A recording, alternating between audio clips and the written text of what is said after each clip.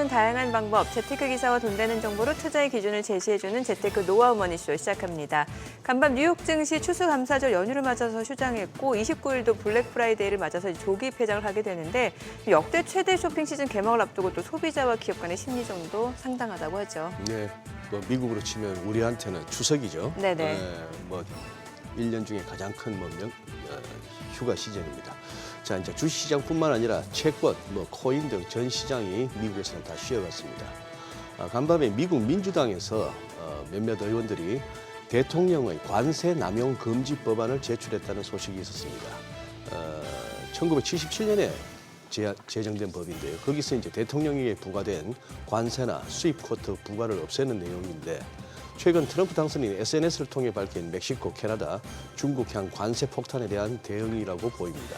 다만 내년 1월 새롭게 구성될 의회는 공화당이 장악하기 때문에 통과되기는 쉽지 않아 보입니다. 네, 어제 국내 증시 코스피 코스닥 모두 상승 마감했습니다. 코스피는 외국인의 여전한 매도세, 또 기관이 매수로 맞서면서 시장을 방어한 모습이었고 한국은행이 금통위 기준금리 25bp 깜짝 인하하면서 코스피 상승했습니다. 트럼프 2기 행정부가 반도체 보조금을 축소한다는 소식이 또 어제도 삼성전자와 SK하이닉스를 비롯한 반도체주들 주가를 끌어내린 모습이었고 반면에 삼성바이오로직스 등 바이오주들은 금리 인하 소식과 또 미국의 추가 관세나 보조금 축소 등에 대한 타격이 상대적으로 적을 것 같다는 전망에 강한 모습을 보여줬습니다. 네, 오늘 하우머니에서는 최근 부동산 시장의 동향과 주목해볼 만한 경매 매물, 또 직접 임장을 갈 경우 체크해야 할 사항까지 알아보겠습니다. 네, 지금 보고 계신 머니쇼는 SBS BG앱과 유튜브에서 실시간 시청이 가능합니다. SBS BG앱을 다운받으셔서 시청하시면 더 많은 정보와 뉴스를 보실 수 있습니다. 그럼 먼저 빠르게 돌아가는 글로벌 증시 상황부터 정리해볼까요? 도지은 아나운서 소식 전해주시죠. 굿모닝 마켓입니다. 뉴욕 증시 추수감사절로 쉬어가는 가운데 다가올 트럼프 2기 어떻게 준비하고 계신가요? 지금까지 시장의 화두가 AI였다면 백악관의 주인이 바뀌면서 앞으로 남은 한 달 동안 어떤 방향으로 포트폴리오를 재편하는 것이 좋을지 생각해 봅니다. 우선 올해를 돌아보면 글로벌 증시는 강세장을 이어왔습니다. 특히 그 중에서도 다른 나라보다 기술주 중심으로 한 미국 증시 강세가 굉장히 뚜렷했었죠. 굿모닝 마켓 통해서도 몇 번이나 사상 최고치 소식을 전해드렸는지 모릅니다. 섹터별로 성과를 나누어 보면 보시는 것처럼 금융, IT, 커뮤니케이션 서비스, 유틸리티 섹터가 지수 대비 좋은 성적 냈습니다. 상반기에는 IT나 커뮤니케이션 등 빅테크 중심으로 강세가 이어졌는데 대선 시즌에 접어들면서부터 트럼프 트레이드 대표수의 섹터인 금융주가 선전을 했습니다. 트럼프 당선 이후에는 시장 대비 금융, 경기 소비재, 에너지, 또 산업재 등 경기 민감주들의 아웃퍼폼이 뚜렷했습니다. 미국 ETF 시장 수익률 상위 테마만 보더라도 트럼프 트레이드 한눈에 확인할 수 있는데요. 아래 키워드를 좀 정리해뒀습니다. 정리된 키워드 보면 비트코인이나 AI, 빅테크, 아르헨티나, 금융 등으로 나눠볼 수 있습니다. 연초에는 비트코인 현물 ETF가 상장되면서 제도권에 진입하면서 한번 상승을 했고 4분기 들어서 트럼프 수혜로 연일 신고가 경신하고 있죠. AI 키워드에서는 역시나 AI 반도체의 엔비디아, 그리고 유틸리티나 미드스트림은 AI를 위해 전력 공급이 필요하다는 점에서 부각을 받았습니다. 그리고 이외에 매그니피센트 7 종목들 같은 AI 관련 테마도 강했습니다. 이렇게 승승장구하고 있는 미국 증시도 문제는 있습니다. 바로 너무 많이 올랐다는 점, 밸류에이션이 높다는 거죠. 글로벌 주요 증시 대비 미국 증시 밸류에이션이 극대화된 상태입니다. 보시면 인도 다음에 미국이 순위를 지금 현재 이름을 올리고 있는 거 확인이 가능합니다. 이렇게 비싼데도 불구하고 다른 나라로 눈을 돌려보자니 미국 우선주의 영향에서 이 세상에 자유로운 나라는 거의 없습니다. 피할 수 없다면 즐기라는 말이 있죠. 그래서 다가올 트럼프 시대에 여전히 미국 중심으로 접근을 하되 밸류에이션을 고려해서 선별적으로 종목에 접근하는 전략이 필요해 보입니다. 현재 시장의 섹터별 비중을 보면 IT가 대부분 비중을 차지하고 있습니다. 그 다음이 금융, 경기 소비재, 헬스케어 순인데 그럼 계속 IT 쪽을 봐야 하는가 물어보면 최근 투자 대가들의 행보가 좀 신경이 쓰입니다. 워렌 버핏의 경우 애플에 대한 비중을 축소하고 현금을 축적하고 있고 러키 밀러도 급등했던 원전주와 마이크로소프트를 매도했다는 소식 들려왔습니다. 전반적으로 이전에 급등했던 주식이나 빅테크를 차익 실현하면서 조정에 대비하는 움직임을 보여왔습니다. 트럼프 당선인의 공약이나 발언을 통해서도 힌트를 얻어볼 수 있겠는데요. 트럼프 시대의 핵심은 미국 우선주의, 그걸 실현하기 위해서는 막대한 돈이 들 수밖에 없습니다. 만약 트럼프 정책으로 앞으로 물가가 높아지고 삶이 팍팍해지면 지지율이 하락할 수밖에 없겠죠. 그런 의미에서 트럼프의 최우선 목표는 보시는 것처럼 물가 안정화일 겁니다. 민주당 정권에서 진행됐던 재정 지출을 줄이고 또 에너지 공급 확대를 통해서 유가를 안정시키고자 하고 있습니다. 그래서 신재생 에너지는 부진하고 반면에 미드스트림은 강세를 보이고 있습니다. 특히 석유 산업의 운송과 저장 등 이 미드스트림은 트럼프의 드릴 베이비 드릴이라는 슬로건에서 알 수 있듯이 에너지 공급 확대에 따른 모멘텀이 예상됩니다. 재정 효율화가 선행되어야 되는 상황에서 트럼프의 우선순위는 내수 제조업 부양으로 민주당 정권에서처럼 AI까지 신경 쓰기엔 막대한 재정 적자가 부담스러운 상황입니다. 실제로 트럼프 당선 이후 주가 흐름에서도 테슬라를 제외하고 빅테크는 부진하거나 혹은 횡보하는 흐름을 보이고 있습니다. 또 반스 부통령도 대표적으로 빅테크 규제에 찬성하는 인물이죠. 적어도 시장은 빅테크가 직접적인 수혜주는 아니라고 판단하고 있습니다. 국내 투자자들의 해외 주식 보유 순위를 보면 테슬라, 엔비디아를 중심으로 빅테크 비중이 압도적으로 높습니다. 지난 8월에 엔캐리 트레이드 이슈로 글로벌 증시가 급락했던 사건 기억하시죠? 당시 자금 쏠림이 강했던 엔비디아나 테슬라 같은 빅테크 기업들의 낙폭이 다른 자산 대비 매우 컸습니다. 최근 시장만 보더라도 나스닥보다는 다우 지수가 강한 걸 감안해 볼 때 이 포트폴리오 다각화를 미리미리 준비해야 할 시점이라는 생각이 듭니다. 굿모닝 마켓이었습니다.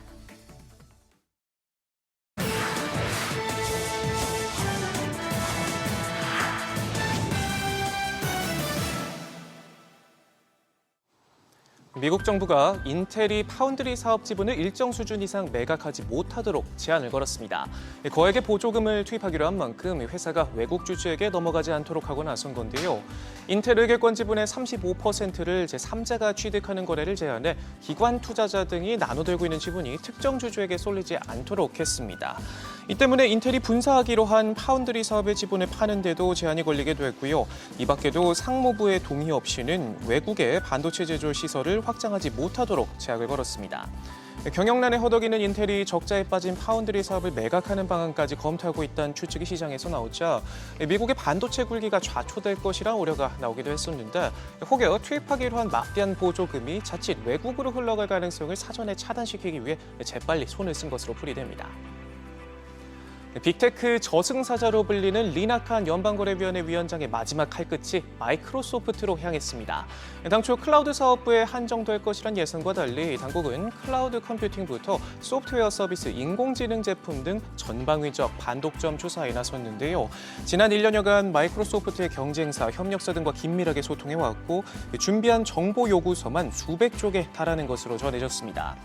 이번 조사의 핵심은 마이크로소프트가 오피스와 보안 소프트웨어, 클라우드 서비스, 애저를 묶어 파는 이른바 끼어 팔기 이슈가 시장 경쟁을 훼손했다는 문제인데요.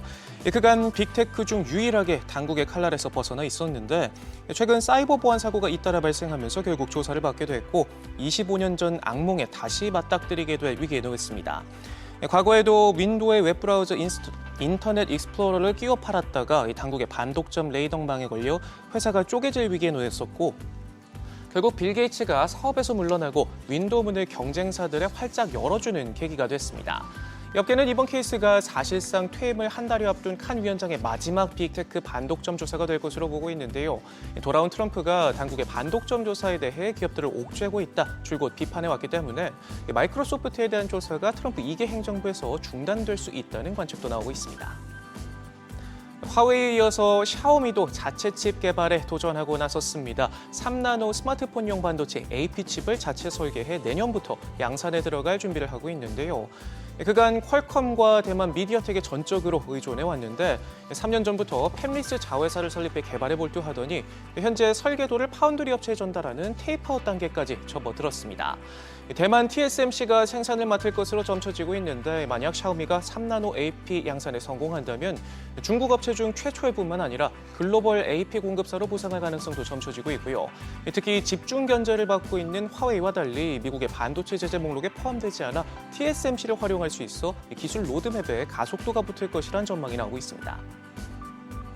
일본 최대 일간지 요미우리 신문이 니혼게이자에 맞설 주가 지수를 내놓습니다. 도쿄 증권거래소 상장사 333개 종목으로 구성된 요미우리 333을 실시하기로 했는데요. 종목 가격에 따라 비중을 정하는 가격 가중 방식을 택한 니케이와 달리 각 종목에 동일한 가중치를 부여하는 동일 가중 방식으로 구성됩니다.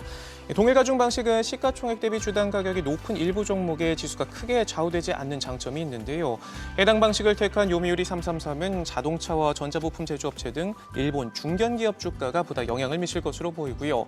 일각에선 하락한 주식은 매도하고 오른 주식은 리밸런싱을 통해 저평가 주식을 더 편입할 수 있어 가중 포트폴리오보다 성과가 좋을 수 있다는 분석도 나옵니다. 요미우리는 지수 출시와 함께 이에 연동된 뮤추얼 펀드, 상장 지수 펀드도 내놓을 계획입니다. 지금까지 글로벌 비즈였습니다. 어제장 이슈가 있었던 업종 살펴보는 기업 이슈 시간입니다.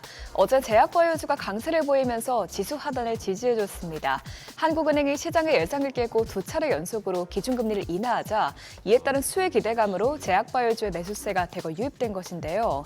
제약바이오주는 신약 개발에 막대한 자금이 필요하기 때문에 금리 인하 시 자금 조달이 원활해지면서 연구개발이 활발해지고 이를 통해서 신약 개발에 성공해 장기적인 성장 가능성이 커진다는 점에서 금리 인하 수혜주로 꼽힙니다. 이렇게 투자 심리가 개선되다 보니 제약바이오주에 나온 호재가 주가의 상승 탄력을 더욱 키울 수 있었는데요. 셀트리온은 다발 골수종 치료제 다잘렉스에 임상 3상 계획을 유럽에 제출한 것으로 전해졌고요. 삼성바이오로직스는 창립 이래 처음으로 연간 수조 금액이 5조 원을 돌파하는 것으로 알려졌습니다. 이 같은 소식에 관련주들이 급등세를 보였는데요. 어제 셀트리온 제약이 10%, 한미사이언스가 6.41% 올랐고요. 녹십자가 5.34%, 또 삼성바이오로직스와 SK바이오팜이 각각 4.93%, 3.1% 올랐습니다. 올해 부진했던 게임사가 반등에 나섰습니다. 최근 앱마켓 수수료가 인하될 수 있다는 전망이 나오면서 국내 게임사들의 실적 개선 기대감이 커졌기 때문인데요. 애플은 지난 6월에 유럽 지역에서 앱스토어 결제 수수료를 기존 30%에서 17%로 낮췄는데요. 이후 전 세계적으로도 앱마켓 수수료 문제가 불거지면서 나머지 글로벌 지역에서도 수수료를 인하할 것이라는 관측이 나오고 있습니다. 또 구글 역시 플레이스토어 수수료를 같은 수준으로 인하할 것이라는 기대가 나오고 있는데요.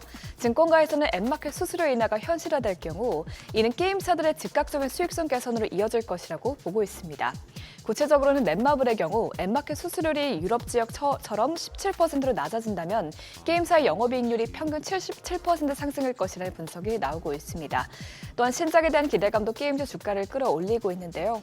대표적으로는 펄어비스의 붉은 사막을 비롯해서 넷마블의 7개의 대죄, 오리진과 포스트버스커, 카잔 등 대작 게임들이 출시를 앞두고 있습니다. 어제장 마감 상황 보면 스코넥이 11.68%, 이스트소프트가 8.49% 올랐고요. NC소프트와 시프트업이 각각 4.03%, 3.57% 상승했습니다. 최근 타이어 업체들의 실적이 개선되면서 주가도 오름세를 타고 있습니다. 전 세계적으로 신차 수요가 줄고 있지만 18인치 이상 고인치 타이어 제품 비중이 커지고 전기차용 타이어 교체 수요가 본격화한 영향에 타이어 업체들의 실적이 증가하고 있는데요. 일반적으로 고인치 타이어는 저인치 타이어보다 평균 판매 가격이 2배 이상 높고 전기차용 타이어도 내연기관용에 비해서 마진율이 높기 때문입니다. 이에 따라서 한국 타이어앤테크놀로지와 금호타이어의 올해 3분기 영업이익은 각각 전년 동기 대비 18.6%, 45.7% 늘었습니다.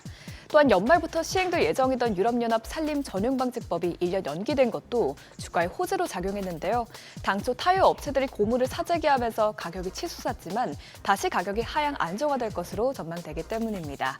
이에 따라서 어떤 기업들이 올랐는지 보면 금호타이어가 6.33%, 한국앤컴퍼니가 4.38% 뛰었고요. 넥슨타이어가 3%대, 또 HS 효성 첨단소재와 코오롱인더가 모두 1%대 상승세 나타냈습니다. 11월 들어서 주요 엔터테인먼트 주가가 여러 가지 호재가 맞물리면서 급등세를 보이고 있습니다. 엔터주는 트럼프 리스크에 영향을 받지 않을 뿐더러 내년에 유명 아티스트가 컴백할 것이라는 기대감에 어제도 주가가 강세를 보였는데요. 구체적으로 내년에는 방탄소년단과 블랙핑크의 컴백이 예정돼 있어 K-팝 시장 전체가 수혜를 받을 것으로 기대되고 있습니다. 하나증권에서는 방탄소년단 예상 매출이 1조 2천억 원 안팎으로 전망된다고 밝혔고요. 블랙핑크의 경우 하반기 컴백과 월드 투어로 4개 분기를 동안 최고 합산 영업이익 1,000억 원 정도 될 것이라고 밝혔습니다. 또 한편 엔터주에는 호재가 이뿐만이 아닌데 중국의 한한령 해제에 대한 소식 역시 상승 불씨를 키웠습니다. 이에 따라서 다시 K-팝과 팬 플랫폼 등이 중국 본토로 진출할 수 있다는 기대감이 나오고 있습니다. 이 같은 소식에 어떤 기업들이 올랐는지 보면 로머스가 21.37%, 팬 엔터테인먼트가 4.53% 상승했고요. CJ E&M이 이제 5.2% 올랐습니다. 또 이어서 아센디오가 1.55%, JYP 엔터테인먼트가 0.42% 오르면서 7거래일 연속 상승에 성공했습니다. 지금까지 어제장 이슈 살펴봤습니다. 한 주의 마지막인 금요일장 투자에 도움되시길 바랍니다.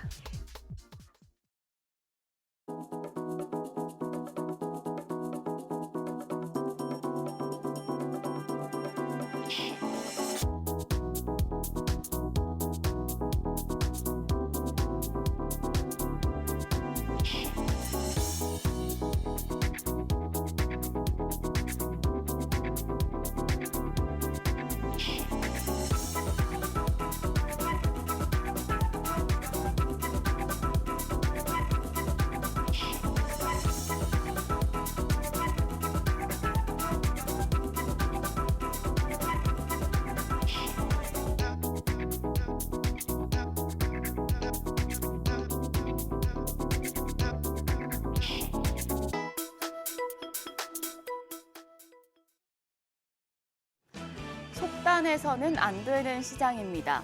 어제 시장 예상과 달리 한국은행이 기준금리를 연 3%로 0.25%포인트 인하했습니다.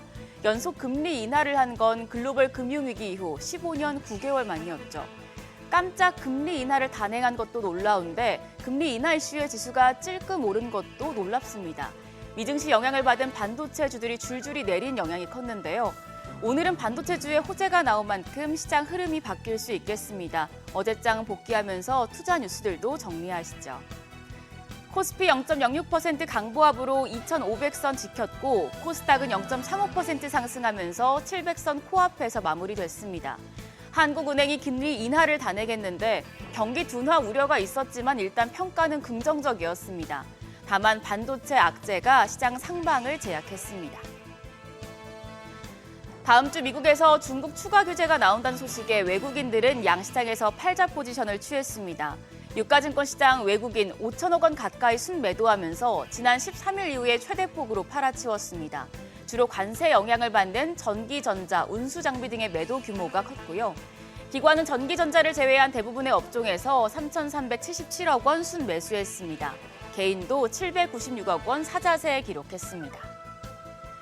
코스닥 시장 흐름도 대동소이했습니다. 외국인이 826억 원 순매도했지만 기관이 266억 원 매수 우익, 개인도 720억 원 순매수하면서 지수를 방어했습니다.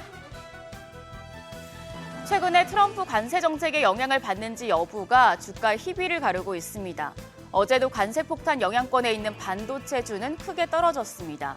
특히 삼성전자가 1.4%, SK하이닉스가 4.2% 하락하면서 2거래일 연속 약세를 기록했고 주가 상승을 제한시켰습니다. 반면에 트럼프 프리존으로 여겨지면서 더불어서 금리 인하 수혜주인 바이오 쪽이 강세를 기록했는데요. 삼성 바이오로직스가 4.9% 올라서 황제주 자리를 되찾았습니다. 더불어서 셀트리온도 4.84% 올라서 시총 6위를 기록했습니다. 코스닥 대형주 중에서도 2차 전지와 제약주가 움직임을 보였습니다. 에코프로비엠, 유가증권 시장 이전 상장 추진 소식이 더해지면서 6.8% 강세 기록했고요. 에코프로도 2.5% 상승했습니다. 제약 대표주인 리가켄바이오 3.4% 상승세 시현했습니다. 그리고 트럼프 프리존에서 급부상 중인 JYP 엔터도 0.4% 강세 기록했습니다. 반면에 그동안 변동성이 컸던 알테오젠과 HLB, 휴젤, 클래시스 등은 하락 마감했습니다. 환율은 소폭 떨어졌습니다. 정규장 마감 시간 달러 기준 1원 40전 내린 1,395원 60전에 마감했습니다. 한은의 금리 인하 발표 이후에 환율은 오히려 레벨을 살짝 낮췄는데요. 최근 미국 달러화가 약세를 보이고 있는 점이 금리 인하 영향을 상쇄한 것으로 해석됩니다. 이후에 환율은 약세를 이어가면서 야간 거래에서 1,394원 선에서 거래를 마쳤고 새벽 6시 기준으로는 1,395원 90전 수준이었습니다. 추수감사절 연휴로 거래가 한산한데요. 오늘 외환시장 잔잔하게 문을 열겠습니다. 오늘도 시장에 영향을 줄 뉴스와 증권사 리포트 정리했습니다. 하나씩 살펴보시죠. 오늘은 반도체와 항공, AI, 엔터주 체크하셔야겠습니다. 우선 미국이 다음 주 대중 반도체 제재를 발표할 것으로 보이는데요. 미국의 대중 반도체 제재가 당초 예상보다 약할 것이라는 외신 보도가 나왔습니다. 이 소식에 반도체 관련주들 뉴욕장에서 상승하기도 했는데 관세 폭탄 우려가 사그라든다면 오늘 우리 증시에서도 삼성전자와 SK하이닉스 등 반도체 대장주의 반등을 기대해 볼 수 있겠습니다. 최근 메모리 반도체의 경우 실적 부진 우려가 반도체주 주가 발목을 잡고 있는데요. 키움증권은 메모리 반도체 실적이 단기적으로 하락한 후에 내년 중후반부터 턴어라운드할 것이라며 삼성전자와 SK하이닉스에 대해서 여전히 매수 의견을 제시했습니다. 대신증권은 소부장 종목 중에서는 파크시스템스와 이오테크닉스, 리노공업을 탑픽으로 제시했는데요. 참고하시기 바랍니다. 항공업종에도 모멘텀이 될 뉴스가 나왔죠. 유럽연합 경쟁당국이 대한항공과 아시아나항공의 기업결합 심사를 종결했다고 밝혔습니다. 이로써 대한항공은 아시아나항공 인수를 위한 마지막 관문을 넘어섰습니다. 최근 대한항공과 아시아나항공 합병 임박 소식에 주가가 고공행진했었는데 오늘 추가 상승이 가능할지 아니면 셀온이 나올지 체크하시고요. 더불어서 대한항공 산하 진에어와 아시아나항공 자회사인 에어부산 등 LCC사들의 통합 논의도 본격화될 것이기 때문에 관련주들까지 흐름 체크하시기 바랍니다. 그리고 AI 같은 경우에는 최근 계속해서 순환매가 돌고 있죠. AI 하드웨어 쪽에서 소프트웨어 쪽, 어제는 또 AI 챗봇 관련주들이 시세를 냈습니다. AI 앱이 최근 1년 사이에만 1,800개가 가까이 늘어날 정도로 AI 서비스 시장이 가파르게 확대되고 있기 때문에 투자자들의 주목을 받고 있는 섹터인데요. AI 디지털 교과서 검정 심사가 오늘 완료됨에 따라 다음 달부터 학교 현장에 최종 합격본이 배포될 예정입니다. 그렇다면 순환매가 돌고 있는 AI 섹터 내에서 오늘은 교육 AI 쪽이 관심을 받을 수 있겠습니다.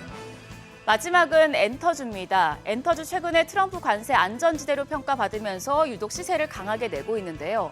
어제 그룹 뉴진스가 소속사 어도어와의 전속계약 해지를 발표했습니다. 뉴진스가 탈하이브를 선언하면서 하이브는 적지 않은 타격을 입을 것으로 보입니다. 또 한국경제신문에서는 방시혁 의장이 하이브 상장 때 하이브 지분을 들고 있는 사모펀드와 기업 공개를 하겠다는 조건으로 투자이익의 30%가량을 받았다는 보도도 있었습니다. 반면에 증권사에서는 엔터주 긍정적으로 평가하고 있는데요. 특히 하나증권은 JYP 엔터에 대해서 올해 3분기 실적 서프라이즈를 기록해 주가가 큰 폭에 상승했지만 내년 이익 증가세를 고려하면 여전히 저평가돼 있다고 진단하며 목표 주가를 94,000원으로 21% 상향했습니다. 엔터주 내에서 희비가 엇갈릴 수 있으니 오늘장 흐름 확인하시죠. 한편 어제 시간의 거래에서는 히토류 관련주가 강했습니다. 미국이 다음 주 중국의 반도체 관련 추가 수출 규제를 발표할 것이란 소식에 미중 무역 분쟁이 히토류까지 확장될 것이고 국내 기업들이 수혜를 받을 수 있다는 전망이 나온 건데요. 간밤에 대중국 규제 수위가 생각보다 약할 수 있다는 보도가 나온 만큼 히토류 관련주가 계속해서 상승세를 이어가기는 어려울 수도 있겠습니다. 장중 흐름 예의주시하시죠. 뉴욕 증시 추수감사절 휴장으로 오늘은 미증시 영향을 받아 출발하는 업종은 없겠습니다. 외국인 매매 비중도 오늘은 축소될 가능성이 있는데요. 간밤 나온 반도체 쪽 호재에 우리 시장 어떻게 반응하는지가 관건이 되겠습니다. 지금까지 어제장 오늘장이었습니다.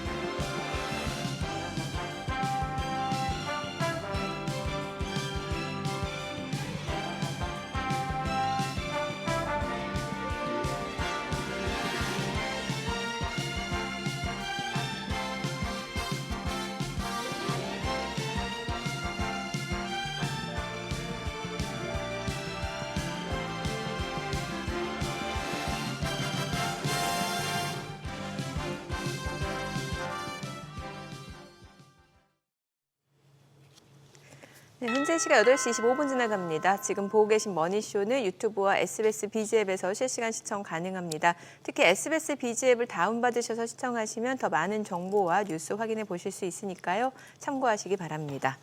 간밤 뉴욕 증시는 이제 추수감사절 휴장을 했고 지금 이번 주부터 미국 블랙 프라이데이라든지 사이버 위크 정말 최대 쇼핑 시즌 개막을 앞두고 있는 상황이고 네. 글쎄 이 가운데 어제 국내 증시 쪽에서는 이제 한은 금통이 25bp 금리 인하를 단행했습니다. 혹시 소장님은 예상하셨나요? 저는 당구장에서 후배한테 들었어요. 저쪽에 채권 쪽에 일하는 친구인데 네. 야, 요즘 왜 이렇게 국채 선물이 자꾸 오르냐 했더니만 내릴 수 있을 것 같아요 이러더라고요. 아, 한은 금통이 금리 인하할 것 같다. 네. 예. 그래서 뭔 소리야 다들 채권 애널들 전체적으로 다 동결 예상인데 하니까 돈 태우는 선수들이 먼저죠 이러면서. 아. 예. 그리고 뭔가 조금 예산안 확정도 되기 전에 추경 얘기부터 나오고 할 때 네. 약간 이렇게 낌새가 있었다면서. 네. 그렇다면 이거는 경기 방어 차원에서라도 그렇게 얘기가 되길래 그런가 싶어서 저는 또 어느 정도. 그거 한가 싶었는데 우리 방송 끝나자마자 금리 인하 소식이 들렸잖아요. 맞아요. 예. 직설 시작하기 전에 그렇죠. 그때 소장님 나오시면서 하신 말씀이 예. 있었죠. 뭐라고? 이럴 줄 알았어. 이렇게. 그래서 여쭤본 거예요. 네. 네, 저희 오랜만에 모셔보도록 하겠습니다. HS 아카데미 이효석 대표님 함께합니다. 어서 오세요. 네, 안녕하세요. 오랜만입니다. 네, 안녕하세요. 예. 네. 요즘 영상 보니까 열일하고 계시던데 네, 네. 잠을 안 주무시나 푸석푸석 하시네. 아, 네. 요즘 피곤합니다. 네. 피곤해요. 네. 트럼프가 된 이후로 속보를 전할 게 많아가지고 아. 참 이렇게 찍을 게 많죠. 네. 전해드려야 될 소식도 많고 네. 또 오늘도 이제 계속 말씀드리겠지만 한국이 처한 상황이 저는 굉장히 좀 위험한 상황이기도 하고 녹록지 않다. 아, 예. 네, 그런 네. 상황이기 때문에 그 부분에 대한 이야기를 좀 드릴 수 있지 않을까 싶습니다. 그래요. 참 궁금한 게 네. 이 대표 올리는 영상에 제목이 어떤 거는 속보효고 어떤 거는 그냥 효던데 아. 분류 기준이 뭐예요? 속보효는 말 그대로 지금 속보인 속보 거고요. 성격의 내용이고. 그리고 이제 그냥효는 이제 칠판에다 그냥 한다는 칠판을 쓰면서 그냥 그래서 하는 말이긴 한데 무게감이 좀 있죠. 네. 그래요. 저도 짧은 영상이지만 보면서 인사이트를 많이 얻습니다. 네. 지금 오랜만에 나오셨으니까 네. 미국 이렇게 진짜 추수감사절 풍성하겠어요. 미국 사람들. 네. 그렇죠. 주식 든든하겠다. 연금 계좌 빡빡 올라가겠다. 칠면조 아주 특대로 시켜도 될 것 같은 그런 분위기인데 네네. 계속 갈 것 같아요. 미국 시장이 보니까 정확하게 저점이 언제였냐면요. 2022년 10월 달이었습니다. 22년. 그러니까 이제 2022년 10월이니까 23년, 24년, 2년 됐죠 지금. 네. 보통 일반적으로 강세장의 흐름을 보면 상승이 처음에는 이게 상승하는 게 맞아? 이게 회의론에서 이제 싹이 트고 그래요. 의심을 하면서 이제 올라가다가 네. 이제 됐다 하면서 이제 급격하게 상승하는 모습을 보이죠. 네. 근데 이번에 상승폭이 상당히 컸습니다. 그래서 2022년 10월부터 1년 동안에는 대략 한 25% 올랐고요. 이번에 올해도 또 26% 올랐어요. 그러니까 벌써 2년 동안 50% 이상 오른 거고요. 그러니까. 나스닥은 딱 2배 올랐거든요. 네, 예. 그럼 여기서 더 가냐? 음. 내년에는 쉬지겠지. 이렇게 생각하는 것이 일반적이죠. 네. 그리고 실제로 보면은 월가에서도 작년 이맘때쯤에는 미국 시장에 대한 전망이 안 좋았어요. 안 좋다라는 의견들이 더 많았습니다. 네. 그런데 올해는 JP 모건마저도 이제 좋다고 얘기하고 다 좋다고 얘기하고 있어요. 네. 올해는 26% 상승했는데 내년에는 10% 정도 상승할 거다. 이런 전망들이 많습니다. 반드시 틀리겠죠. 네. 어떻게 틀릴 것이냐.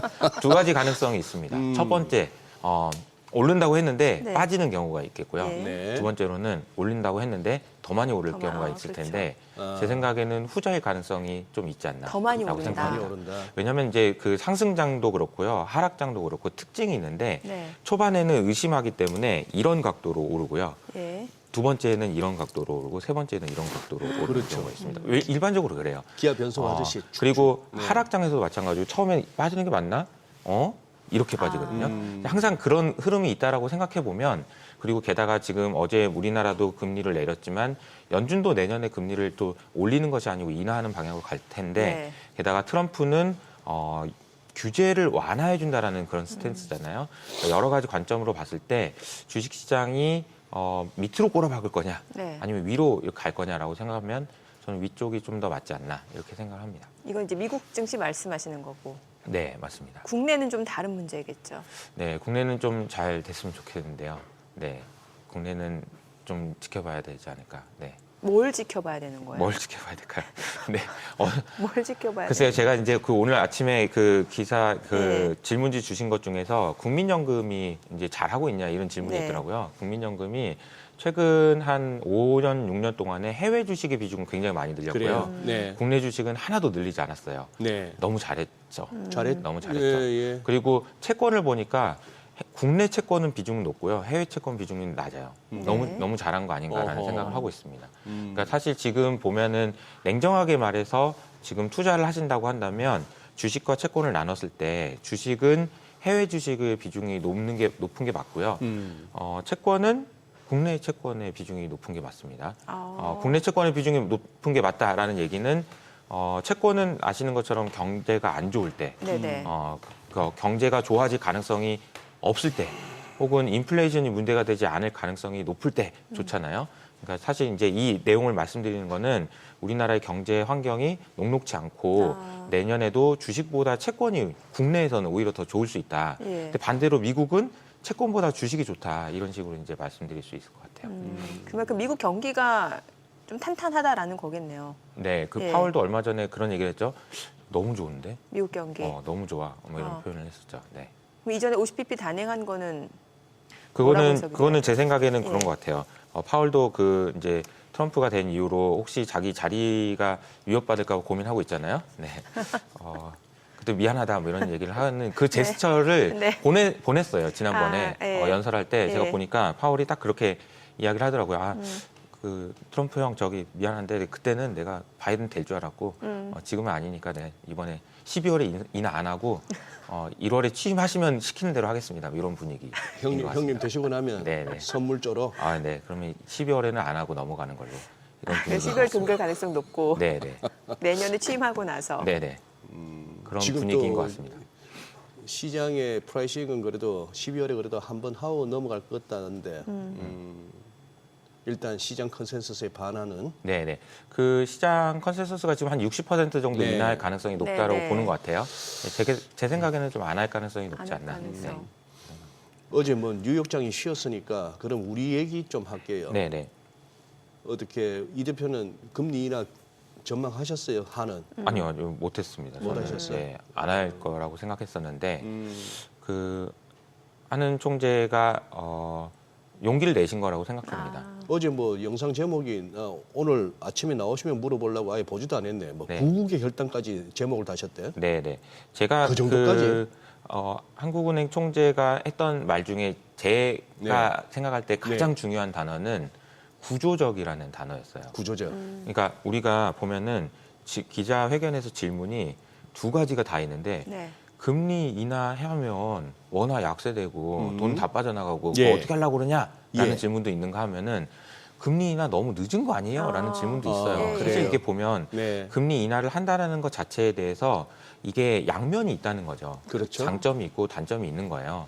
그러면 단점은 뭐냐라고 봤을 때 원화 약세인 거죠. 원화 약세가 여기서 1,400원이 아니고 추가적으로 약세가 됐을 때 생길 수 있는 여러 가지 부작용들이 있잖아요. 네. 근데 그 부분을 감수하고서라도 무엇인가를 해야 된다라는 이야기인데요.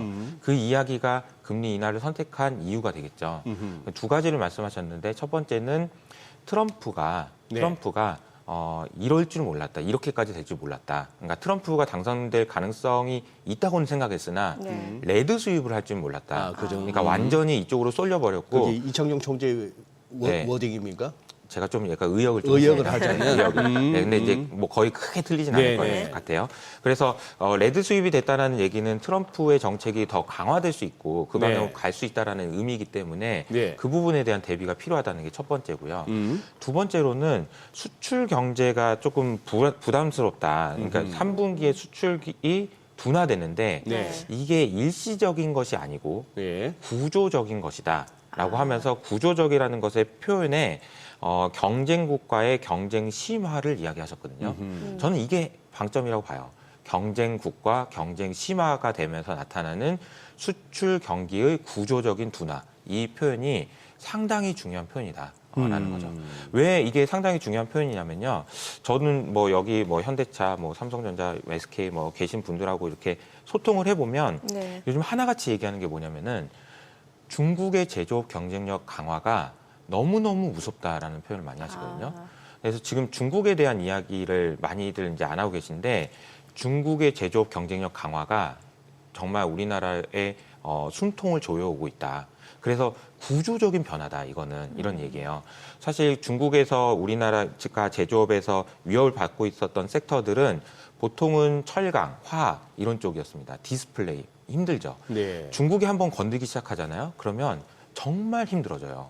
너무나도 저가 공세를 하고 말도 안 되는 그런 가격 공세를 하니까 우리나라 기업들이 굉장히 힘들거든요. 근데 여기서 이제 중요한 포인트는 지난 3분기 실적에서 이제 삼성전자도 이야기를 했지만 반도체까지 여기가 이제 들어오기 시작했다라는 거거든요. 그럼 어떻게 중국에서 반도체까지 들어오냐라고 생각해 보면 이렇게 보시는 게 맞아요. 중국에서는 기업에게 보조금을 주거든요. 예. 근데 이게 2016년부터 보조금을 얼마나 줬는지를 공개를 안 하고 있습니다. 근데 이게 보조금을 주는 추세가 이런 식이었거든요. 엄청나게 지원을 합니다. 네. 근데 지금 벌써 한 5년, 6년째 발표를 안 해요. 네. 도대체 얼마를 줬는지를 모릅니다. 그러니까 중국에 있는 레거시 반도체 업체들이 어떻게 이렇게 수율이 안 나오는데도 계속 장사를 하지? 이유는 보조금이에요. 근데 그 보조금을 엄청나게 주고 있는 상황인데 이 상황을 보고 미국이 한동안은 그만해라. 니네 좀 너무한다. 보조금 좀 그만 줘라고 하다가 작년부터 어떻게 했죠? 안 되겠다. 나도 줘야 되겠다. 이런 식으로 바뀌는 거죠. 네. 그러니까 G2 국가라고 하는 예. 글로벌 G2 국가가 정부에서 대대적으로 보조금을 살포할 정도로 지금 쏟아내고 있는 거예요. 네. 우리나라는 지금 어떻죠? 우리나라 상황은 너무 안 좋잖아요. 안 좋다라는 것이 여러 가지 이유가 있지만 정치적인 측면에서도 그렇고요. 뭐 어제 삼성전자 인사에 대한 이야기도 네. 있고요. 여러 가지 관점에서 G2 국가에서는 보조금을 저렇게 때려 박을 정도로 산업을 육성하려고 하고 있는데 우리나라는 그렇지 않은 상황. 그래서 이 구조에서 경쟁을 하는데 너무너무 심각하게 밀리고 있는 상황. 이게 눈에 보인다는 거죠. 그래서 그러면 한은 총재가 금리 인하 25bp 하면 이게 되나? 안 되죠. 안 되지만 그럼에도 불구하고 해야 이거라도 된다라는 해야 그런 된다. 용단을 내리신 거라고 생각합니다. 그래요. 그러면은 우선 그거 한 거. 미국은 연준이 금리를 내릴 것 같다라고 하는 기대감만으로도 몇 달을 달립니다. 기대감만으로도. 우리는 그렇게 기대하지도 않았던 금리 인하가 전격적으로 단행됐어요. 네네. 그러다 보니까 어제 빠지진 않았어, 지수가. 그냥 뭐 삼성전자, 하이닉스까지 이렇게 플러스가 났다면 지수 제법 올랐을 것 같긴 한데 상승 종목이 더 많았으니까. 이 부분, 이게 근데 우리 증시로서는 그렇게까지 특히 외국인들이 파는 게 찝찝한 거예요. 네. 경기 때문에 그런 건가요? 아니요, 저는 뭐예요? 그게 아니고요. 경기가 아니고요. 네, 지금 뭐예요? 우리나라 시장이 안 좋은 이유는요. 네. AI 패권 경쟁, 그러니까 AI 혁명에서 네네. 네. 우리나라 기업들이 할 수 있는 역할이 별로 없기 때문이에요. 이게 매우 중요한 포인트입니다. AI로 전환되는 과정에서 AI 하드웨어, 소프트웨어 뭐 이런 식으로 얘기하잖아요. 근데 하드웨어, 소프트웨어뿐만 아니라 데이터 센터도 있고요. 그리고 인프라도 있고요. 진짜 많은 일들을 해야 돼요. AI로 가기 위해서 해야 되는 일이. 근데 거기서 할 수 있는 역할 중에서 우리는 유일하게 그냥 반도체 딱 하나 있습니다. 그리고 조금 더 보태자면은 전력기기 쪽에 몇몇 기업들이 있습니다. 네. 그 기업을 제외한 나머지 기업에서는 AI로 전환되는 과정에서 할 수 있는 일이 별로 없다. 이 부분이 굉장히 좀 중요한 포인트라고 생각하고 있고요. 게다가 삼성전자가 AI로 전환되는 이 엄청난 변화 속에서 못하고 있잖아요. 네네. 이 안에 끼지도 못하고 있잖아요, 지금. 일단 들어가지도 못하고 있는 상황이거든요. 그러니까 이 상황을 놓고 외국인 투자자 입장에서는 안 그래도 그냥 AI 판이 이렇게 이 판이 돌아가고 있는데 이 판이 돌아가고 있는데 지금 뭐 할 수 있는 기업은 별로 없는 것 같은데 게다가 트럼프 이러니까 이제 우리나라 기업을 이제 볼 이유가 별로 없는 거죠. 그럼 AI 패권 전쟁에서도 결국에는 이제 미국하고 중국이 미국과 중국이 그리고 네. 우리나라는 우리나라가 좋은 역할을 해야 된다고 보는데요. 예. 제가 이제 좀 안타까운 부분은 AI로 전환되면서 이게 이제 어떤 이제 변화가 생기냐면은 그 전에는 이런 부분이 있었거든요. 그 전장이 소위 네. 말하는 기업들이 싸우는 전장이 동네였어요. 아, 우리나라에서 잘하면 예, 되고 요 지역에서 잘하면 되는 거였어요. 근데 네. 이제 AI가 되면서 이제 뭐가 바뀌었냐면 전 세계로 전장이 퍼진 거죠. 그래서 그렇죠. 전 세계 1등이 다 먹는 구조가 된 겁니다. 네. 이러다 보니까 뭐 네. 네이버나 카카오가 어디서 그냥 말을 못 하는 거예요. 네. 이게 이제 너무나도 이제 그 가격이나 아니면은 인프라로 돈으로 이렇게 자본력으로 이제 때려 박으니까 명함을 못 내밀고 있는 그런 상황이 아닌가. 이게 그러니까 그런 미국에서 상황인 것 같습니다. 계속해서 이게 반도체 중국 수출 규제하는 거고 네. 또 여기다 고율 관세 부과하겠다라고 하는 거고 계속 막는 거네요, 그런 쪽을. 미국이 중국에 그렇게 관세를 때리고 하는 예. 부분에 대해서 이제 이해를 하시기 위해서는 역설적으로 중국을 알아야 된다고 생각해요. 그렇죠. 이게 무슨 예. 얘기냐면은 미국이 왜 저렇게까지 나오느냐 이 배경에는 중국이 있어요. 네. 미국이 왜 이렇게 반도체를 규제할까요? 만약에 반도체 규제를 안 하면 중국이 그냥 넘어가 버리기 때문이에요. 중국의 그 AI 기술력에 대해서 우리가 확인된 바는 없지만 네. 얼마 전에 우리 자동차 회사 임원분들이 중국에 가셔가지고 화웨이의 자율주행 차를 타보고 너무너무 놀래서 진짜 깜짝깜짝 놀랬다라는 이야기를 하시거든요. 그러니까 중국에서 지금 AI의 기술력이 어느 정도 올라와 있을까요? 아무도 알 수 없으나 네. 적어도 자율주행과 관련돼서는 정말 그 테슬라의 턱 밑까지 쫓아왔다 이런 얘기들이 있거든요. 근데 그럴 수 있는 이유가 있습니다. 중국은 아까 말씀드린 대로 보조금을 주면서 네. 그냥 계속하는 거예요. 또 한 가지가 있죠. 중국의 자율주행 기술은요, 중국인의 피로 자란 거라고는 표현이 있습니다. 무슨 얘기냐면은 미국 같은 경우는 규제가 있잖아요. 예. 자율주행 하다가 사고라도 한번 나봐요. 그냥 막 난리가 납니다. 예. 그런데 중국은 아마 사고가 많이 났을 겁니다. 네. 그런데 우리가 알지는 못하죠. 예. 이미 지금 자율주행차 돌아다니고 있어요. 예. 데이터를 엄청나게 많이 쌓고 있고 학습을 하고 있다는 거죠. 그래서 지금 중국은 이렇게까지 제가 이렇게 말씀드리면은 G2 국가는요 지금 명백하게 기존의 질서에 반하는 반칙을 쓰고 있는 거예요. 보조금을 어마어마하게 살포하고 글쎄. 있고 지금 이거 규제를 이렇게 완화한다고? 라는 걸 하고 있는데 이거를 완화시키고 진정하자, 그만 좀 하자라는 것이 아니고 오히려 트럼프가 되면서 더 강화되는 쪽으로 가고 있다는 거죠. 아마 자율주행과 관련된 규제가 미국에서 풀어질 겁니다. 네. 이렇게 되면 어떻게 될 것인가라는 생각도 해볼 필요가 있다는 거죠. 그래요. 다음 거 넘어가기 전에 아까 이제 말씀하신 중에 AI라고 하는 이 시대적 어떤 변화 속에서 우리는 조금 소외되어 있다. 그 말씀에서 아까 이제 네이버를 언급하셨어요. 근데 지금 네이버 주주분들은 방금 이제 이 대표 얘기를 들으면서 하실 게 왜냐하면 지금이 장은 전반적으로 지지부진한 가운데 지금 최근에 네이버가 아주 좋아요. 네네. 여기는 어떤 모멘텀이 작용했다고 보세요? 네이버가 개별적으로는 네이버도 이게 사실은 근데 이제 AI의 그 도도한 흐름을 보면요.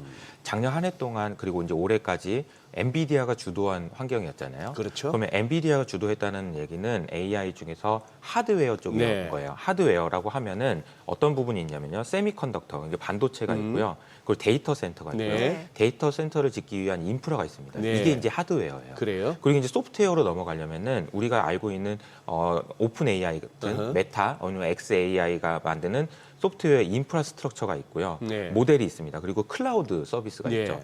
그리고 데이터 인프라스트럭처가 있어요. 어허. 근데 이 분야 중에서 우리가 지금 껴있는 분야가 이 내용 중에서 딱 하나 그 메모리 하나 딱 있는 거예요. 네. 그 외에는 없어요. 네, 네. 근데 지금 여기서 이제 소프트웨어로 넘어가서 실제로 고객한테 들어가는 어플리케이션으로는 네. 네이버가 할 수 있는 일이 있어요. 아. 그러니까 이게 다 개발이 되고 나면 AI를 이용해서 소비자들에게 무엇인가를 제공할 수 있는 서비스는 만들 수 있어요. 그러니까 거기서 장사를 할 수 있다는 거죠. 그런데 이 전체 큰 판에서는 아직은 그렇게 큰 비중은 아니다. 네, 그 정도로 말씀드릴 수 있을 것 같습니다. 네. 그래요. 그리고 어제 뭐 연준의 FMC 때 이제 369 12월에 나오는 SEP 그 Summary of Economic 뭐 프로젝션인가 그거와 비슷하게 어제 또 한은의 금리 내릴 것인가 올릴 것인가 보다도 경제 전망에 상당히 시장이 주목했어요. 네, 네. 그런데 이게 성장률 내년에 뭐 1.9%까지 네. 2.2%? 네. 그거는 한은으로서도 용기를 낸 거네요. 그렇죠. 뭐 저는 뭐 성장률 전망치보다 더 인상적이었던 건 인플레이션 전망치가 네. 아닌가. 얼마가 네. 제시됐습니까? 뭐 1.9%였던 걸로 기억하는데 인플레도? 1.8인가요? 네. 인플레이션 전망치를 낮췄다라는 낮췄다. 거고 이렇게 되면은 잠재 성장률보다 낮은 성장률을 의미하거든요. 잠재 성장률보다 낮은 성장률이라는 것이 만약에 지속되게 되면 이건 디플레이션이에요. 그러니까 우리나라 지금 한 1, 2년 동안 계속 인플레이션 얘기했잖아요. 예. 어쩌면 우리는 내년부터는 디플레이션을 걱정해야 될 수도 있습니다. 그러니까 그 정도로 지금 경제 상황이 안 좋다라는 거예요. 그러니까 뭐 그 부분을 우리가 생각하면 지금 금리를 인하했을 때 생길 수 있는 여러 가지 안 좋은 일들이 있잖아요. 네. 이제 그 부분을 감수하고라도 인하를 해야 될 수밖에 없는 그런 상황이었다라고 보는 게 맞다는 거죠. 아니 무슨 인플레이션 얘기하다가 갑자기 디플레이션이라고 생각할 수 있는데요. 사실 냉정하게 얘기하면 전 세계 경제 중에서 미국을 제외한 모든 나라가 내년에는 디플레이션을 걱정해야 될 수도 있다. 저는 네. 그렇게 생각하고 있습니다. 오히려 뭐 지금 트럼프 2기 뭐 고율 관세 부과 얘기 나와서 이제 인플레이션 우려 얘기 나오는데 그게 아니라 디플레이션을 걱정해야 될 수도 있다라는 네, 거예요. 미국은 인플레이션을 걱정을 미국은? 해야 되고요. 예. 왜냐하면 너무 경기가 네네. 좋으니까.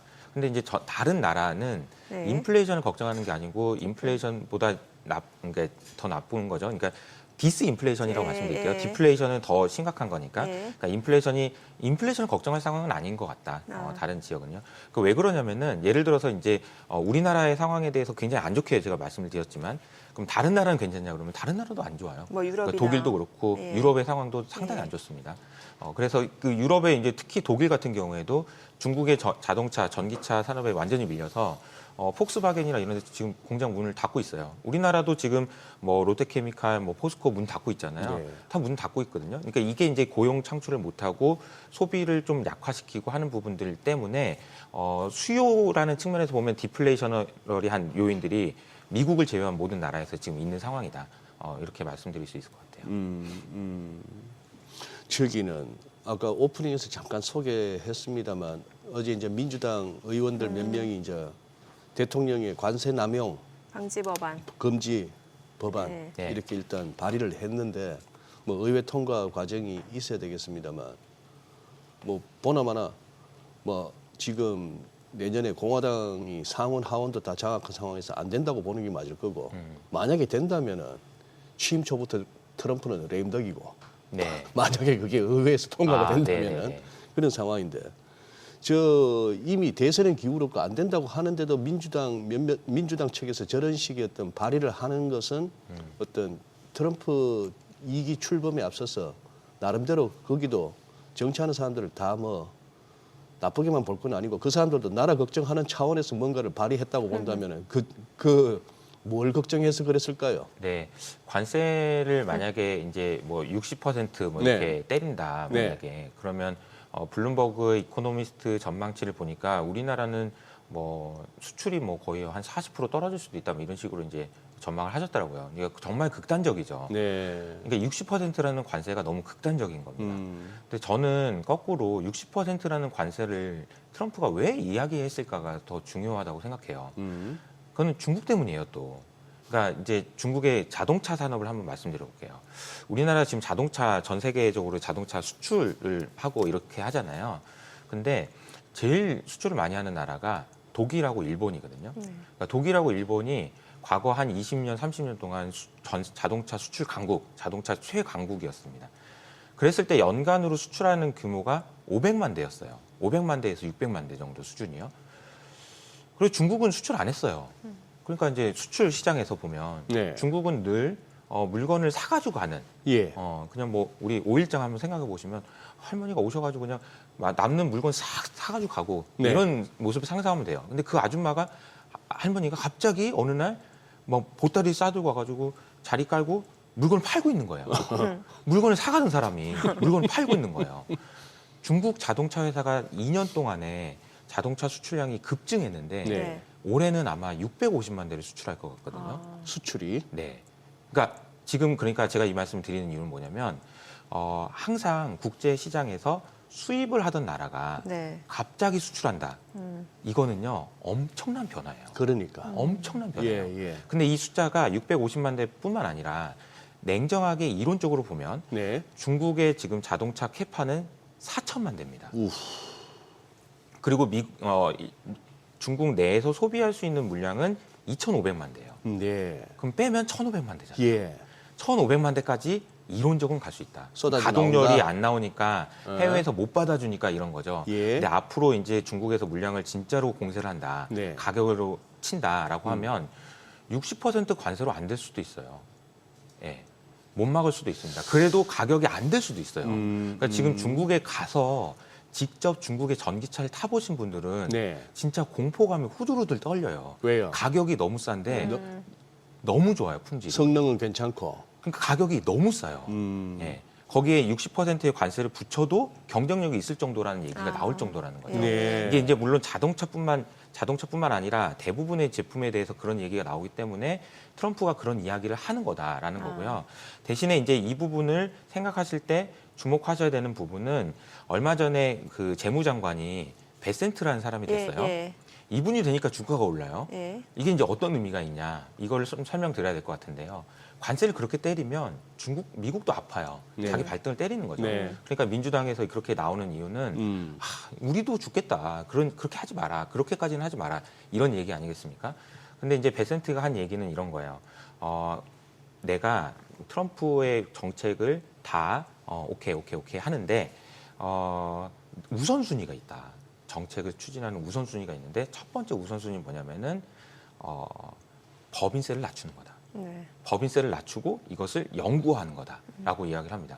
이렇게 되면 이제 어떤 얘기가 되냐면은 기업들에게 관세 때문에 가격을 올리지 않아도 되는 버퍼를 만들어주고 시작하겠다는 얘기예요. 그러니까 관세를 때리긴 하겠지만 지금 일단 미국 기업들은 보호해주고 그리고 나서 관세를 때리겠다는 얘기거든요. 그러니까. 그러면서 이제 주가가 오른 거라고 보시면 되겠습니다. 그러니까 관세를 하나 안 하냐 이거는 강도의 차이는 있겠지만 방향은 그 방향으로 간다고 보는 게 맞는 것 같고요. 네네. 근데 이제 그 안 좋은 부정적인 영향은 최소화시키면서 갈 거다. 이런 이제 이야기가 있는 거죠. 네. 자, 지금 시각 8시 53분 향해 갑니다. 오늘 양시장 예상 체결지수부터 체크해 보겠습니다. 먼저 코스피 오늘 0.2% 하락 예상되고요. 예상 체결지수는 2,497포인트, 코스닥 강보합권 예상됩니다. 예상 체결지수는 694포인트입니다. 시가총액 상위 종목 예상 체결가 보겠습니다. 삼성전자 오늘 0.7% 하락이 예상되고요. 호가는 55,100원, SK하이닉스 0.68% 내림세가 예상됩니다. 호가 16만 원으로 집계가 되고 있고요. 최근에 이거래일 연속 SK하이닉스가 또 4% 넘게 좀 빠지는 모습이었는데 오늘 추가적으로 또 하락이 예상되는 호가 분위기고요.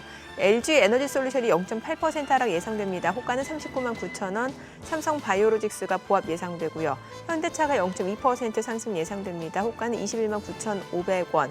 기아가 1.8% 약세가 예상되고요. 호가는 93,200원이죠. 셀트리온은 강보합권 예상됩니다. 예상 체결가 18만 6,500원, 삼성전자 우선주 1% 하락 예상되고요. KB금융 강보합 예상됩니다. 호가 98,100원, 네이버가 0.2% 상승 예상됩니다. 호가는 20만 5천 원으로 집계가 됩니다. 코스닥 시가총액 상위 종목 예상 체결가 보겠습니다. 알테오젠 어제 0.9% 하락 마감이 됐었는데 오늘 지금 호가에서는 좀 보합 정도 예상되고 에코프로비엠도 마찬가지로 보합 출발 예상됩니다. 에코프로가 0.3% 상승 예상되고 지금 호가 자체는 8만 700원으로 집계가 됩니다. 어제 2.5% 강세로 마감이 됐었죠. HLB가 1% 상승 예상되고요. 호가는 74,400원, 리가캠바이오가 보합 예상됩니다. 휴젤이 0.3% 내림세가 예상되고요. 호가는 26만 7천 원으로 집계가 됩니다. 클래시스 보합 예상되고 레인보우 로보틱스가 0.4% 상승이 예상되고요. 예상 체결가는 15만 1,500원, 그리고 JYP 엔터테인먼트가 0.5% 상승 예상됩니다. 호가는 7만 4,200원으로 집계가 됩니다. 지금 이제 개장까지 한 5분여가량 남았는데요.